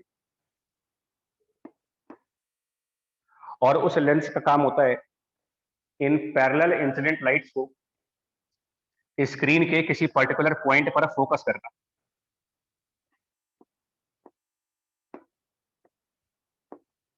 मतलब स्क्रीन एट द फोकस होना चाहिए, और ये पूरा सेटअप कहलाता है Fraunhofer diffraction pattern, Fraunhofer diffraction. और हमसे क्वेश्चन ये पूछा जाता है कि ये जो पॉइंट है, अगर ये फर्स्ट मिनिमा है तो ये कितने एंगल पर होगा। मतलब यहां से कितने एंगल पर लाइट रे बाहर निकले, यहां से कितने एंगल पर लाइट बाहर जाए जिससे कि वो स्क्रीन पर जा करके फर्स्ट मिनिमा बनाए।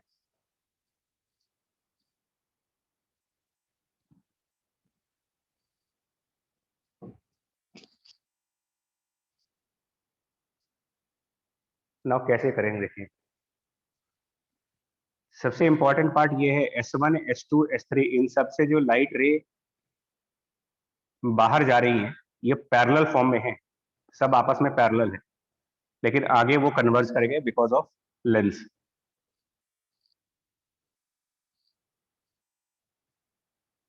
और S2 को आप मिड पॉइंट मान लें, suppose S2 is the centre point, mid point.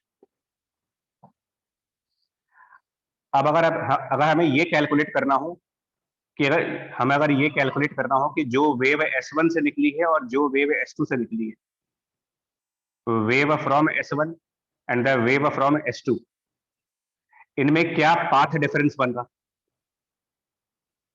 इन दोनों में पाथ डिफरेंस कितना बन रहा है, अगर ये कैलकुलेट करना हो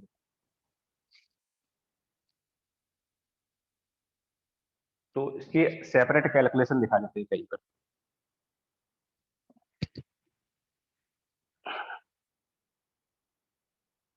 हालांकि सेपरेट कैलकुलेशन करना चाहो करो, और नहीं तो YDAC से भी कंपेयर कर सकते हैं। अगर आपसे कहा जाए कि S1 और S2 से जो वेव निकल रही है इनमें क्या पाथ डिफरेंस है, तो S1 और S2 के बीच में डिस्टेंस कितना है, क्योंकि YDAC एक्सपेरिमेंट जब किया था हम लोगों ने तो वहां पर ये चीज कैलकुलेट कर चुके हो कि अगर S1 से एक वेव निकलती है और S2 से एक वेव निकलती है तो इनमें पाथ डिफरेंस निकाला जा चुका था YDAC में, और वो पाथ डिफरेंस था d इंटू साइन थीटा। तो चाहे तो अपना टाइम बचा सकते हो, डेरिवेशन करने का टाइम बचा सकते हो YDAC का रिजल्ट यूज करके। भाई उस समय S1 और S2 के बीच में d डिस्टेंस था, अभी S1 और S2 के बीच में d/2 डिस्टेंस होगा, बिकॉज d अगर ये पूरी विड्थ है, टोटल विड्थ d है, तो S1 S2 के बीच में d/2 का डिस्टेंस होगा, and therefore path difference directly put कर सकते हैं कि S1 S2 के बीच में path difference d/2 multiplied by sine theta, उसको 2 पाई बाय लैम्डा से मल्टीप्लाई कर दे, फेज डिफरेंस हो गया। ये फेज डिफरेंस है S1 वाली वेव में और S2 वाली वेव में, S1 की वेव और S2 की वेव, इन दोनों वेव के बीच में ये फेज डिफरेंस है। और अगर ये चीज पाई के बराबर हो जाए, अगर ये चीज पाई के बराबर हो जाए, मतलब इस S1 वाली वेव और S2 वाली वेव, अगर इन दोनों वेव में पाई का फेज डिफरेंस हो जाए तो इनके बीच डिस्ट्रक्टिव इंटरफेरेंस बनेगी।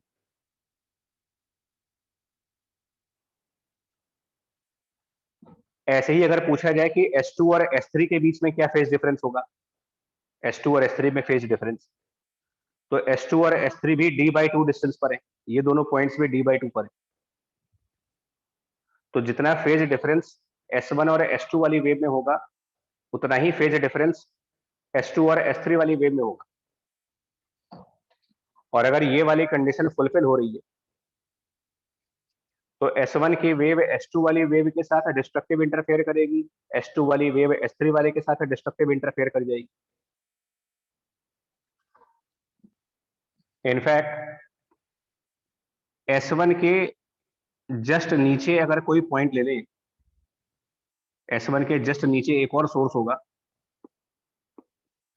तो S2 के भी जस्ट नीचे एक सोर्स होगा, ये भी d/2 डिस्टेंस पर होंगे। मतलब कि S1 S2 के बीच में जितने भी पॉइंट्स होंगे उन सब से d/2 डिस्टेंस नीचे S2 और S3 के बीच में भी पॉइंट्स मिलेंगे आपको।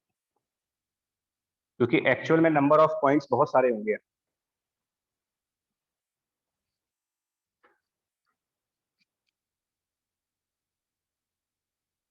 S1 S2 से डिस्ट्रक्टिव करेगा, S1 के जस्ट नीचे वाले पॉइंट की वेव S2 के जस्ट नीचे वाली पॉइंट की वेव से डिस्ट्रक्टिव कर जाएगी। फिर इससे भी जस्ट नीचे एक पॉइंट ले, अगर तो यहाँ के भी जस्ट नीचे दूसरा पॉइंट ले लो आप। मतलब कि for every point from S1 to S2 there will be a point in S2 S3 जो डिस्ट्रक्टिवली इंटरफेयर करेगी।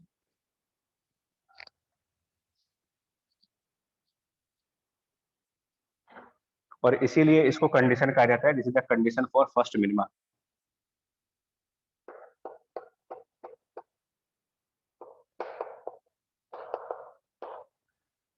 मतलब स्लिट के अपर हाफ से निकलने वाली वेव और स्लिट के लोअर हाफ से निकलने वाली वेव आपस में डिस्ट्रक्टिव हो रही है।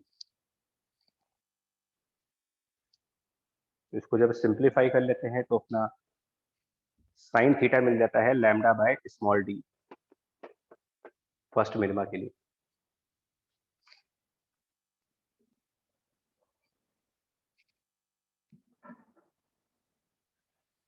थ्योरी क्लियर हुई इसकी कि नहीं? Yes sir. ठीक है, बाकी काम कैसे करना है देखो। अब बाकी काम स्मार्टनेस के ऊपर है। भाई एक लाइन में सारी चीजें आप समराइज कर सकते हो। YDAC में जो एक टेबल बनवाई गई थी पहली क्लास में, YDAC के पहली क्लास पे एक टेबल बनवाई थी हमने, उस टेबल में एंगुलर पोजीशंस लिखे थे। अगर उनको एक बार रिकॉल करें ना यार, तो YDAC में देखिएगा फर्स्ट मतलब कि साइन थीटा जब लैम्डा बाई डी था, चाहो तो वो टेबल एक बार खोल के देखना। फिर साइन थीटा बराबर लैम्डा अपॉन 2D या 3 लैम्डा अपॉन 2D, अगर इस तरीके से आप देखो।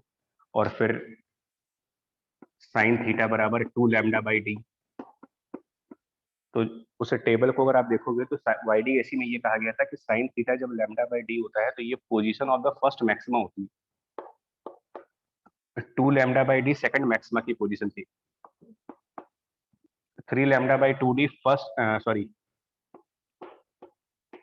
सेकंड मिनिमा की पोजीशन थी।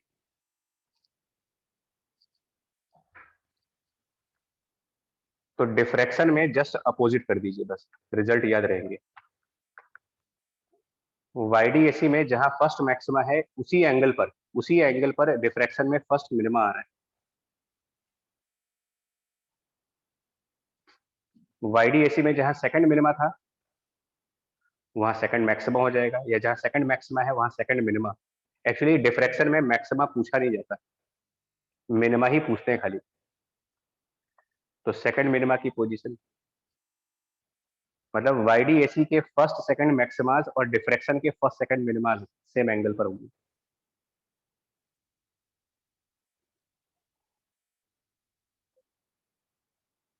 ऐसे इसको याद कर सकते हैं।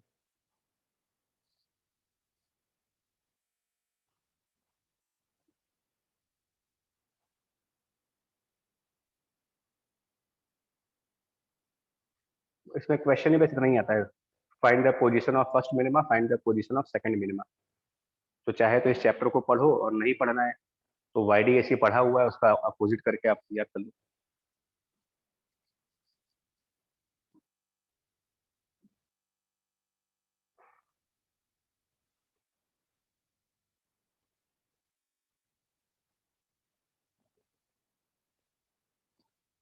बाकी सिंगल स्लिट एक्सपेरिमेंट में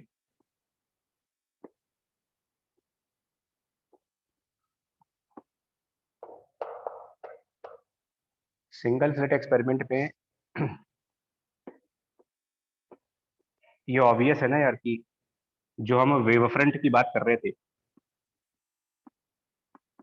उस वेव फ्रंट पर हमने कई सारे पॉइंट दिखाए आपको, S1 पॉइंट, S2 पॉइंट,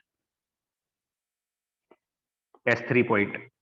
तो इनसे तो हर डायरेक्शन में वेव निकलेगी। तो ऑब्वियसली कुछ ऐसी भी वेव होंगी जो बिल्कुल सीधे जाएंगी।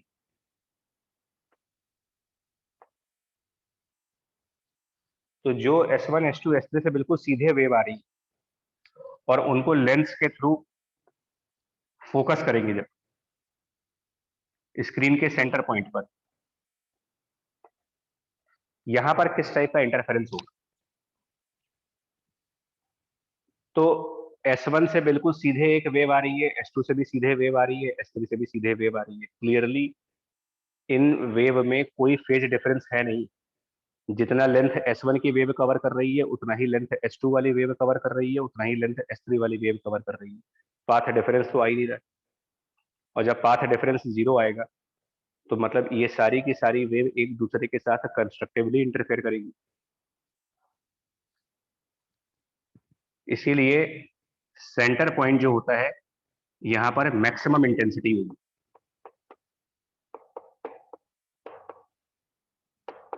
सेंटर पॉइंट पर मैक्सिमम इंटेंसिटी।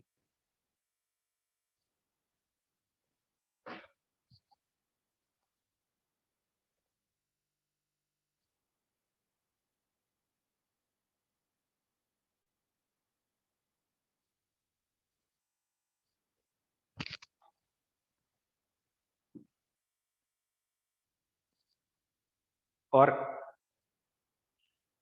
जो थीटा एंगल पर वेव निकली, इधर से भी थीटा एंगल पर और इधर से भी थीटा एंगल पर, बिकॉज इन पॉइंट्स से हर डायरेक्शन में वेव निकलनी है। तो जो सीधे वेव निकलती हैं उनको जब फोकस करेंगे तो मैक्सिमम इंटेंसिटी, लेकिन जो थीटा एंगल पर वेव निकलेगी और इन वेव को लेंस के थ्रू फोकस किया जाए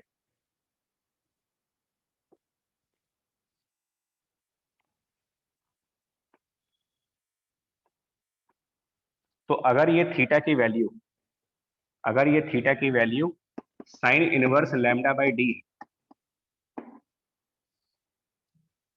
मतलब इन पॉइंट्स से sine inverse lambda by D के एंगल पर जो लाइट की वेव निकलेंगी उनका इंटरफेरेंस जहां पर होगा इसे हम फर्स्ट मिनिमा कह रहे हैं।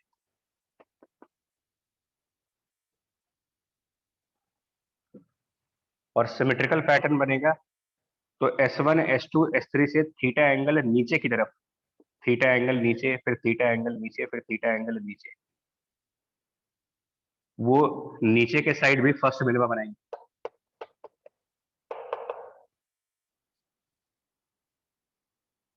और दोनों तरफ के फर्स्ट मिनिमा के बीच का जो पूरा पोर्शन है, ऊपर का फर्स्ट मिनिमा और नीचे का फर्स्ट मिनिमा, इनके बीच की जो पूरी पोर्शन है, इस पूरे को सेंट्रल मैक्सिमा कहा गया।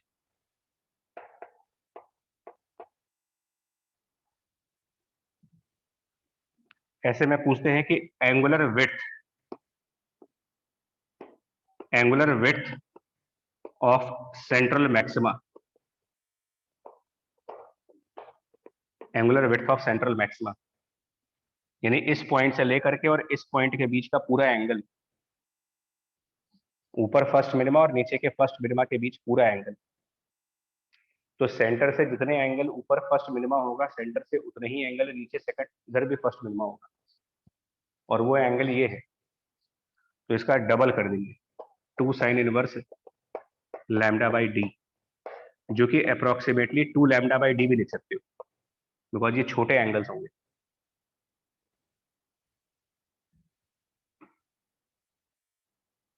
तो टोटल 2 तरीके के क्वेश्चंस हैं। एक तो ये पूछते हैं पोजीशंस ऑफ मिनिमाज, उसका तरीका याद करने का है YDAC के मैक्सिमा वाली पोजीशन डिफ्रैक्शन के मिनिमा वाली पोजीशन। और एक दूसरा क्वेश्चन पूछते हैं कि सेंट्रल मैक्सिमा की विड्थ कितनी होगी, angular width 2 lambda by D.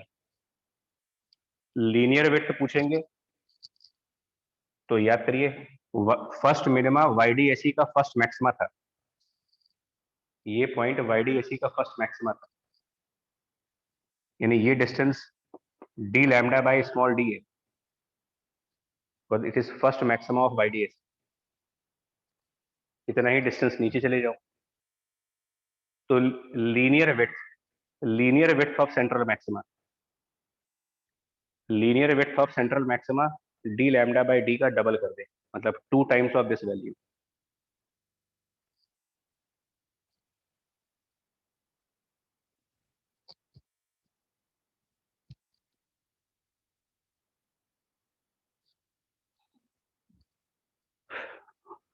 देखो कुछ पूछना है इसमें क्या।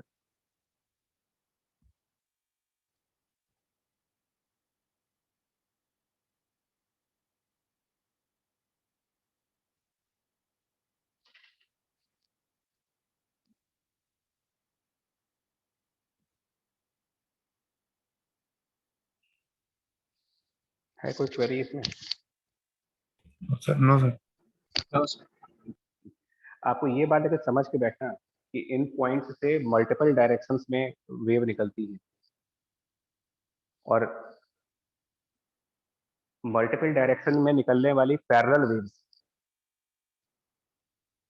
जैसे थीटा एंगल पर, तो थीटा एंगल पर S1 S2 S3 सबसे निकालो। Parallel waves from these points will interfere,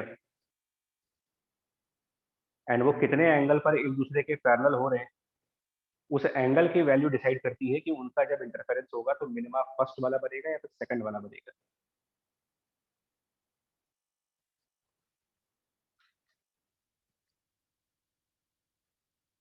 central maxima की जो लीनियर विड्थ है वो ध्यान रखिएगा, linear width of central maxima 2 times of d lambda by small d।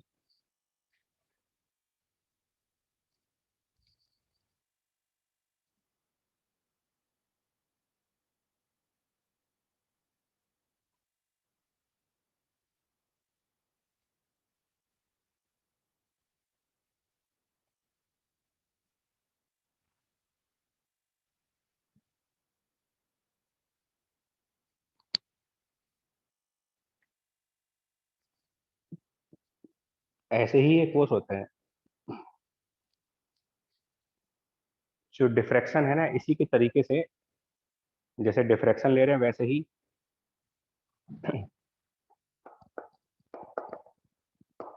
Diffraction grating करके एक चीज होती है।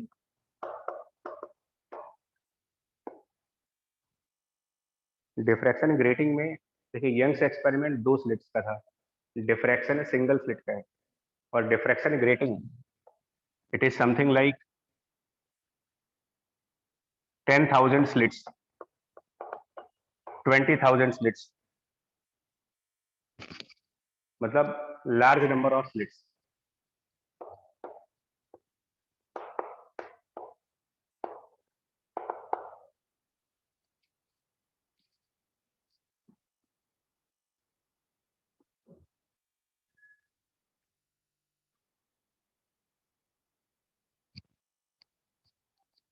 मतलब इसमें ये मान लें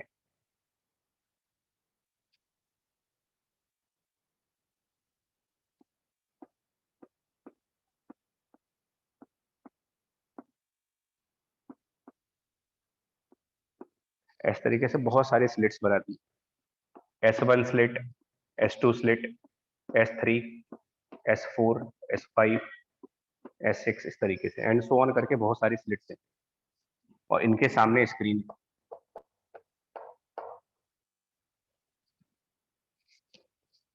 अब हमने लाइट भेजी S1 की तरफ, S2 की तरफ, मतलब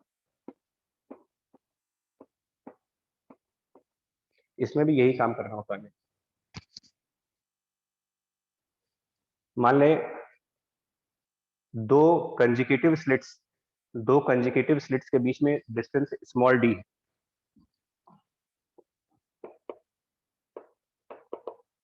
distance between consecutive slits.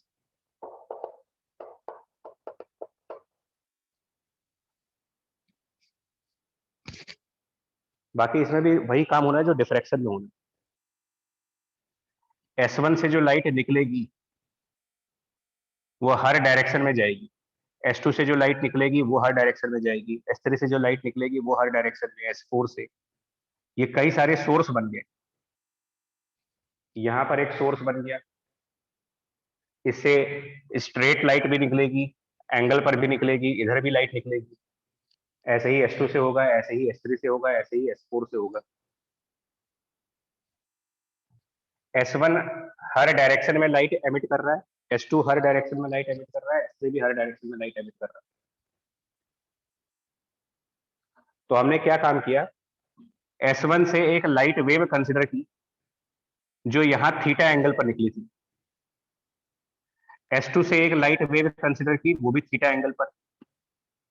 S3 से कंसिडर की, वो भी थीटा एंगल पर। इन सभी सोर्सेस से एक पर्टिकुलर एंगल पर निकलने वाली लाइट्स, सभी सोर्सेस से एक पर्टिकुलर एंगल पर निकलने वाली लाइट को कंसिडर करें।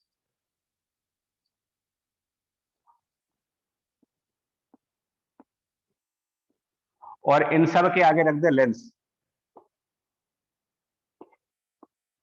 जो इन्हें फोकस करे कहीं पर।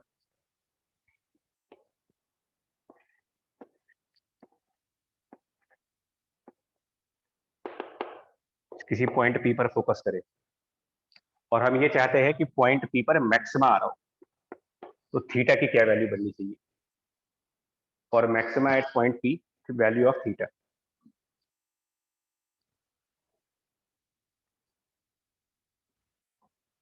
तो किसी भी दो स्लिट के बीच में, किसी भी दो स्लिट की बीच YDAC से कंपेयर कर ले अगर, तो S1 और S2 उनके बीच में डिस्टेंस है D का, तो D sin theta and multiplied by 2 pi by lambda, ये हो गया फेज डिफरेंस। और मैक्सिमा चाहिए अगर, तो इसको 2 पाई के बराबर करेंगे। अगर फर्स्ट मैक्सिमा चाहिए, फर्स्ट मैक्सिमा के लिए 2 पाई करेंगे, सेकंड मैक्सिमा चाहिए तो 4 पाई कर देंगे, थर्ड मैक्सिमा चाहिए 6 पाई कर देंगे। So now sine theta equals to lambda by D for the first maxima.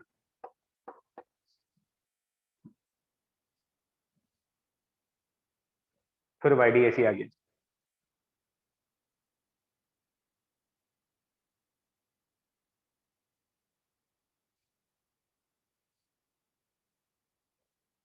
तो डिफ्रैक्शन का रिजल्ट अपोजिट है, बाकी दो स्लिट, डबल स्लिट का रिजल्ट और large number of slits, large number of slits और दो स्लिट्स एक जैसे रिजल्ट है, सिंगल स्लिट अपोजिट है।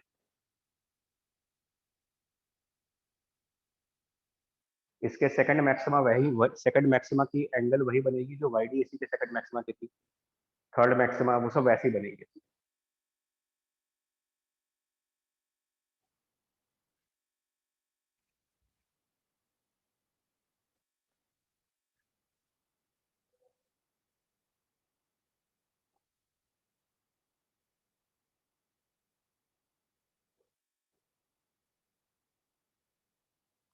पॉइंट क्लियर हुआ ये? Yes sir. Yes sir. और ठीक है, इसी को एक्सटेंड किया जाता है, डिफ्रैक्शन ग्रेटिंग कंसेप्ट को एक्सटेंड किया जाता है in topic called Bragg's law. Bragg's law में एक्सरे डिफ्रैक्शन है। ब्रैक्स लॉ एक्सरे डिफ्रैक्शन करवाते हैं और इंटर एटॉमिक डिस्टेंस कैलकुलेट करने के लिए, मतलब एक क्रिस्टल में इंटर एटॉमिक डिस्टेंसेस को कैलकुलेट करने के लिए ब्रैक्स लॉ यूज करते हैं।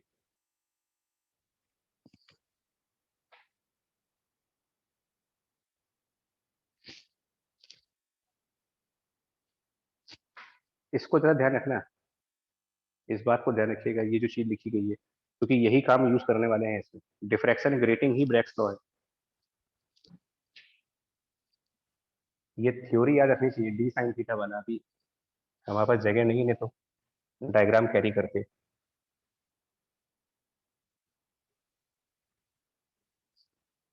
इसको समझने के लिए, जैसे अगर आप हमें एक ही क्रिस्टल के बारे में पता है NaCl, तो इसका जो सॉलिड स्टेट स्ट्रक्चर होता है,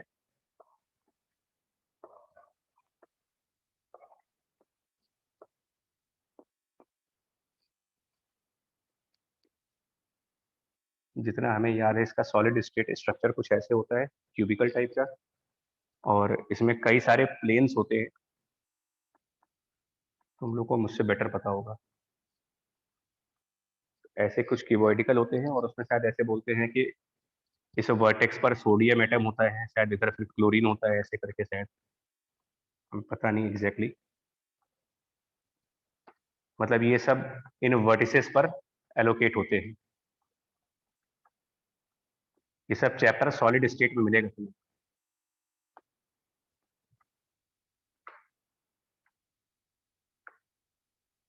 हो सकता है गलत हो यार, क्योंकि मेरे को याद नहीं है, लेकिन इतना हमने पढ़ा था कि जैसे सॉलिड स्टेट में बताया जाता है ना कि बीसीसी होगा, एफसीसी पैकेजिंग है, क्रिस्टलाइन स्ट्रक्चर कैसे होते हैं इनके। तो बेसिकली है क्या कि जो सोडियम क्लोरीन के एटम्स हैं वो सब इस प्लेन में है, एक पर्टिकुलर प्लेन है, उस प्लेन में सोडियम क्लोरीन या जो भी है उसके एटम्स है। तो this is a plane of atoms. फिर उसके पैरेलल एक और प्लेन है, इस प्लेन में भी सोडियम क्लोरीन जो भी होंगे उनके एटम्स यहाँ पर भी होंगे। तो ये भी एक प्लेन ऑफ एटम्स है। फिर एक और प्लेन ऑफ एटम्स है।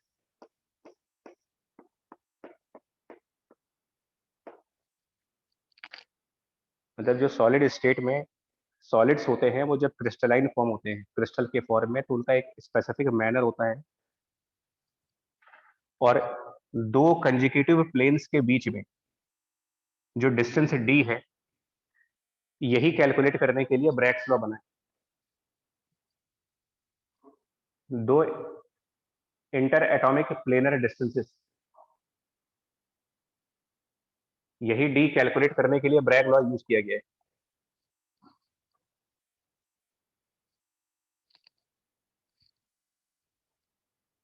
और एक्चुअली इसकी थ्योरी ये है, ब्रैग लॉ की जो थ्योरी है, ये जो ये वाला एटम, ये वाला एटम, ये वाला एटम, ये जो एटम्स है, ऐसे बहुत सारे एटम्स होंगे। करते क्या है, लाइट को, पैरेलल लाइट इस क्रिस्टल पे डाली जाती है, ऐसे करके हम लाइट्स भेजते हैं इस क्रिस्टल के ऊपर, पैरेलल लाइट्स। और जो लाइट्स हम भेजते हैं वो इन प्लेन्स के साथ थीटा एंगल पर भेजते हैं। कुछ लाइट इस प्लेन पर स्ट्राइक करेगी थीटा एंगल पर, कुछ लाइट इस वाले प्लेन पर स्ट्राइक करती है थीटा एंगल पर।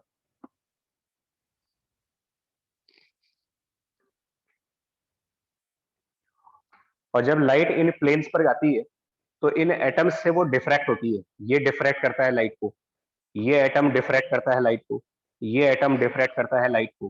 तो ये जितने भी एटम्स हम देख रहे हैं, ये वाला एटम, ये वाला एटम, ये वाला एटम, इनफैक्ट एक लाइन के ऊपर, एक लाइन पे जितने भी एटम्स आएंगे ये सब डिफ्रैक्शन ग्रेटिंग का काम करेंगे।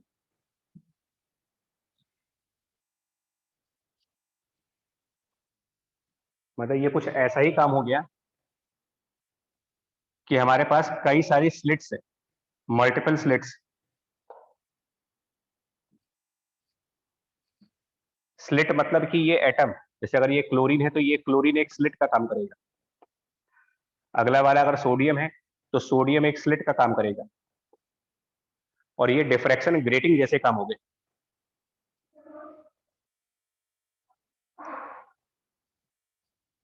फर्क सिर्फ इतना है कि जो लाइट आप इस पर डाल रहे हो वो ऑलरेडी थीटा एंगल पर डाल रहे हो। ये सब थीटा एंगल बना रहे हैं यहां से। ये स्लिट्स इस पे हैं, जिस प्लेन पर लाइट इंसिडेंट हुई है उसके परपेंडिकुलर वाली प्लेन, ये वर्टिकल वाली प्लेन पर हमारे स्लिट्स माने जाएंगे। तो ये सारी लाइट्स थीटा एंगल पर आ रही है।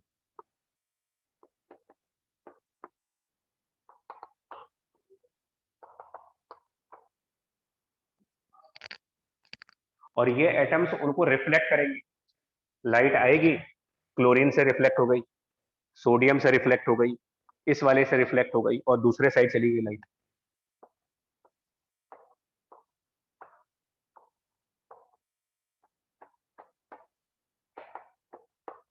तो ये फिनोमेना ऑलमोस्ट डिफ्रैक्शन ग्रेटिंग जैसा है। और इनको आगे जाकर के कहीं पर इंटरफेरेंस करवाई गई, इन सबको आगे ले गए, कहीं पर इंटरफेरेंस करवाया, और इस तरीके का इंटरफेरेंस कराया कि मैक्सिमा आ गया।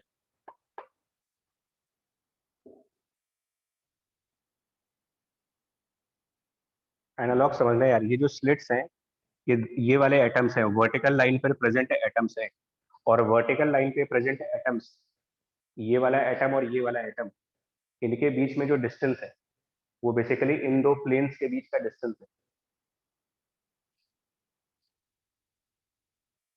तो अभी हम लोगों ने इधर पाथ डिफरेंस निकाला था, इधर वाला पाथ डिफरेंस, इन दोनों वेव के बीच में पाथ डिफरेंस कैलकुलेट हुआ था d into sine theta. But इसमें एक प्रॉब्लम ये है, इधर भी पाथ डिफरेंस है तो पहले भी पाथ डिफरेंस है, क्योंकि पहले भी वो एंगल पर आ रहे थे। नॉर्मल एक्सपेरिमेंट में हम लोग सीधी लाइट भेजते हैं, हॉरिजेंटल लाइट भेज रहे थे। इसमें इधर भी एंगल पर लाइट आ रही है, इधर भी एंगल पर जा रहे हैं, तो डी साइन थीटा का पाथ डिफरेंस इधर है, तो डी साइन थीटा का पाथ डिफरेंस इधर भी, total path difference 2d sine theta है। और अगर ये चीज path difference multiplied by 2 pi by lambda phase difference, अगर ये 2n पाई होता है तो कंस्ट्रक्टिव इंटरफेरेंस होगी। 2 pi cancel and 2d sine theta becomes n lambda. यही ब्रैग लॉ है, यही ब्रैग्स लॉ है जिससे d कैलकुलेट होता है। d मतलब कि दो प्लेन्स के बीच में क्या डिस्टेंस है, ये d है, इन दोनों प्लेन्स के बीच का डिस्टेंस।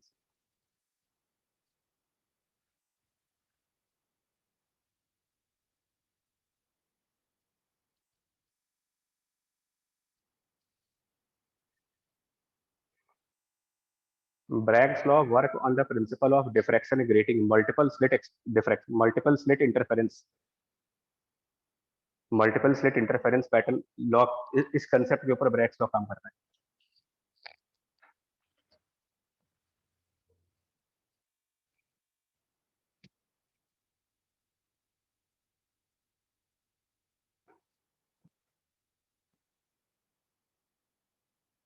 और इन्होंने एक्सरे यूज की थी इसमें,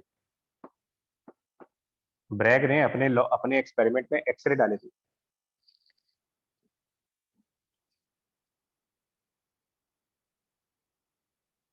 तो इससे पहला मैक्सिमा जहां पर आएगा, फर्स्ट मैक्सिमा की अगर पोजीशन फाइंड की जाएगी तो first maxima position will be, मतलब फर्स्ट मैक्सिमा एंगल विल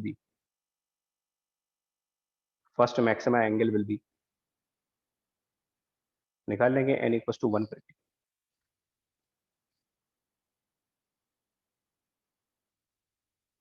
और थीटा इंसिडेंट लाइट और प्लेन ऑफ एटम्स के बीच का एंगल है, प्लेन ऑफ एटम्स और इंसिडेंट लाइट, इनके बीच का एंगल थीटा है।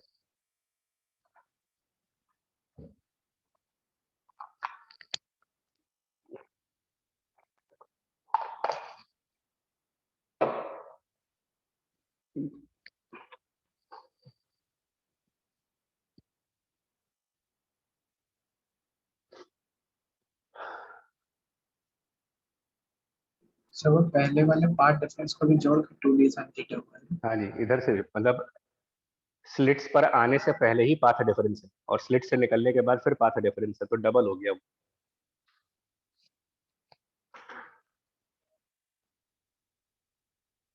सर इसमें अगर अब एक्स रेज की जगह विजिबल रेज यूज करेंगे तो?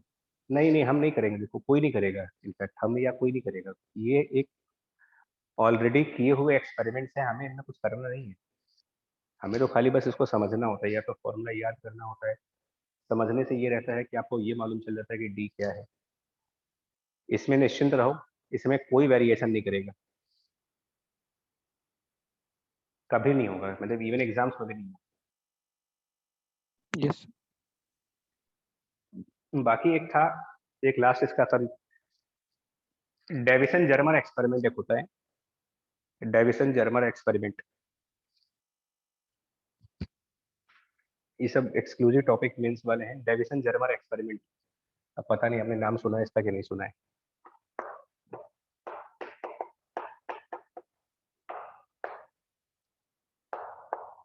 डेविसन जर्मर इन्होंने डी ब्रोगली के उस बात को प्रूफ किया था। डी ब्रोगली ने कहा था कि पार्टिकल जो होता है वो एक वेव का काम करता है, अगर वेव पार्टिकल है तो पार्टिकल भी वेव है। डी ब्रोगली ने कहा था ये, डेविसन जर्मर ने उनकी इस बात को प्रूफ किया। अगर एक्सरे प्लेन ऑफ एटम्स के साथ डिफ्रैक्ट हो करके इंटरफेरेंस कर सकती है और मैक्सिमम मिनिमा प्रोड्यूस कर सकती है, तो अगर हम एक्सरे की जगह, एक्सरे जो कि एक्चुअल में वेव है, डी ब्रोगली कह रहे हैं कि पार्टिकल एक वेव का काम करता है, तो ये बात अगर साबित करनी है तो आप एक काम करो, एक्सरे की जगह आप पार्टिकल डालो, सपोज इलेक्ट्रॉन डाले जाए in place of X-ray. If we use electron,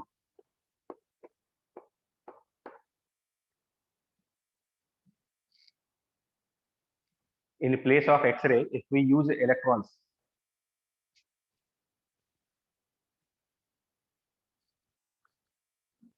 and those electrons accelerated by potential difference V. Suppose the electrons are accelerated by potential difference V, and then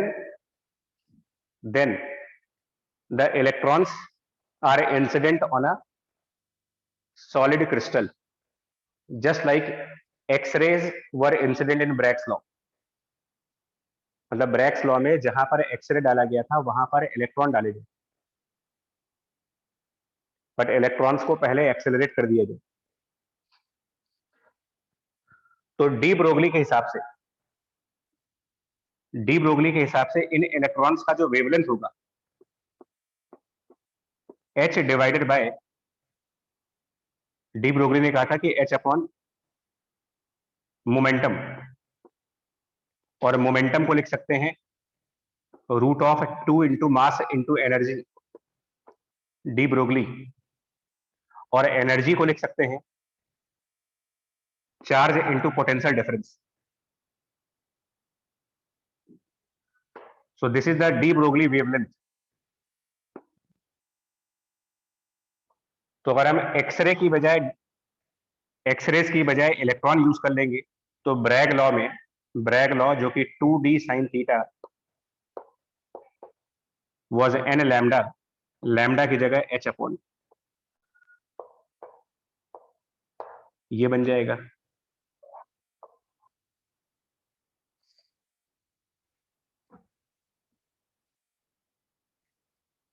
और यही experiment deviation Germer ने कर दिया था। Bragg वाले experiment को deviation Germer ने electron के साथ किया,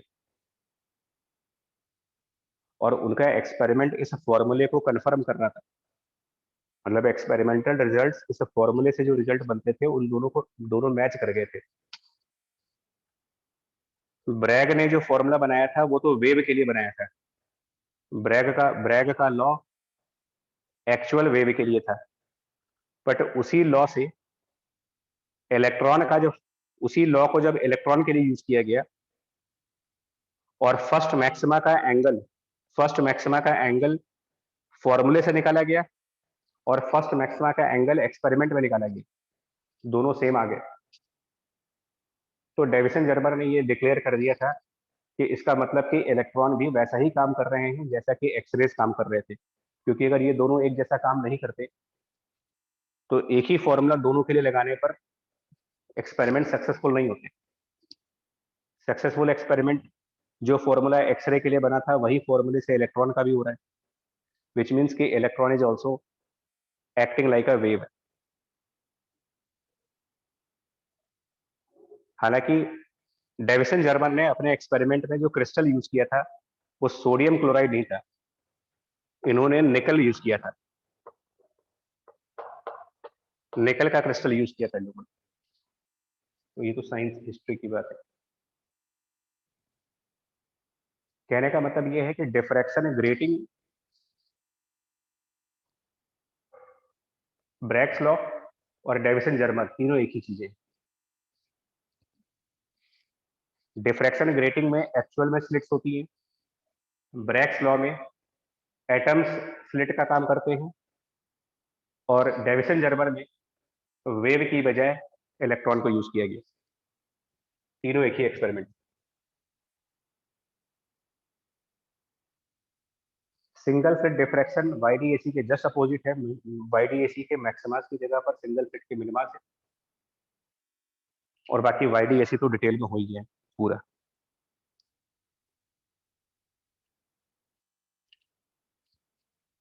अब अगली क्लास में आपको बता देंगे इलेक्ट्रोमैग्नेटिक वेव एंड पोलराइजेशन। तो ये पूरी यूनिट कंप्लीट।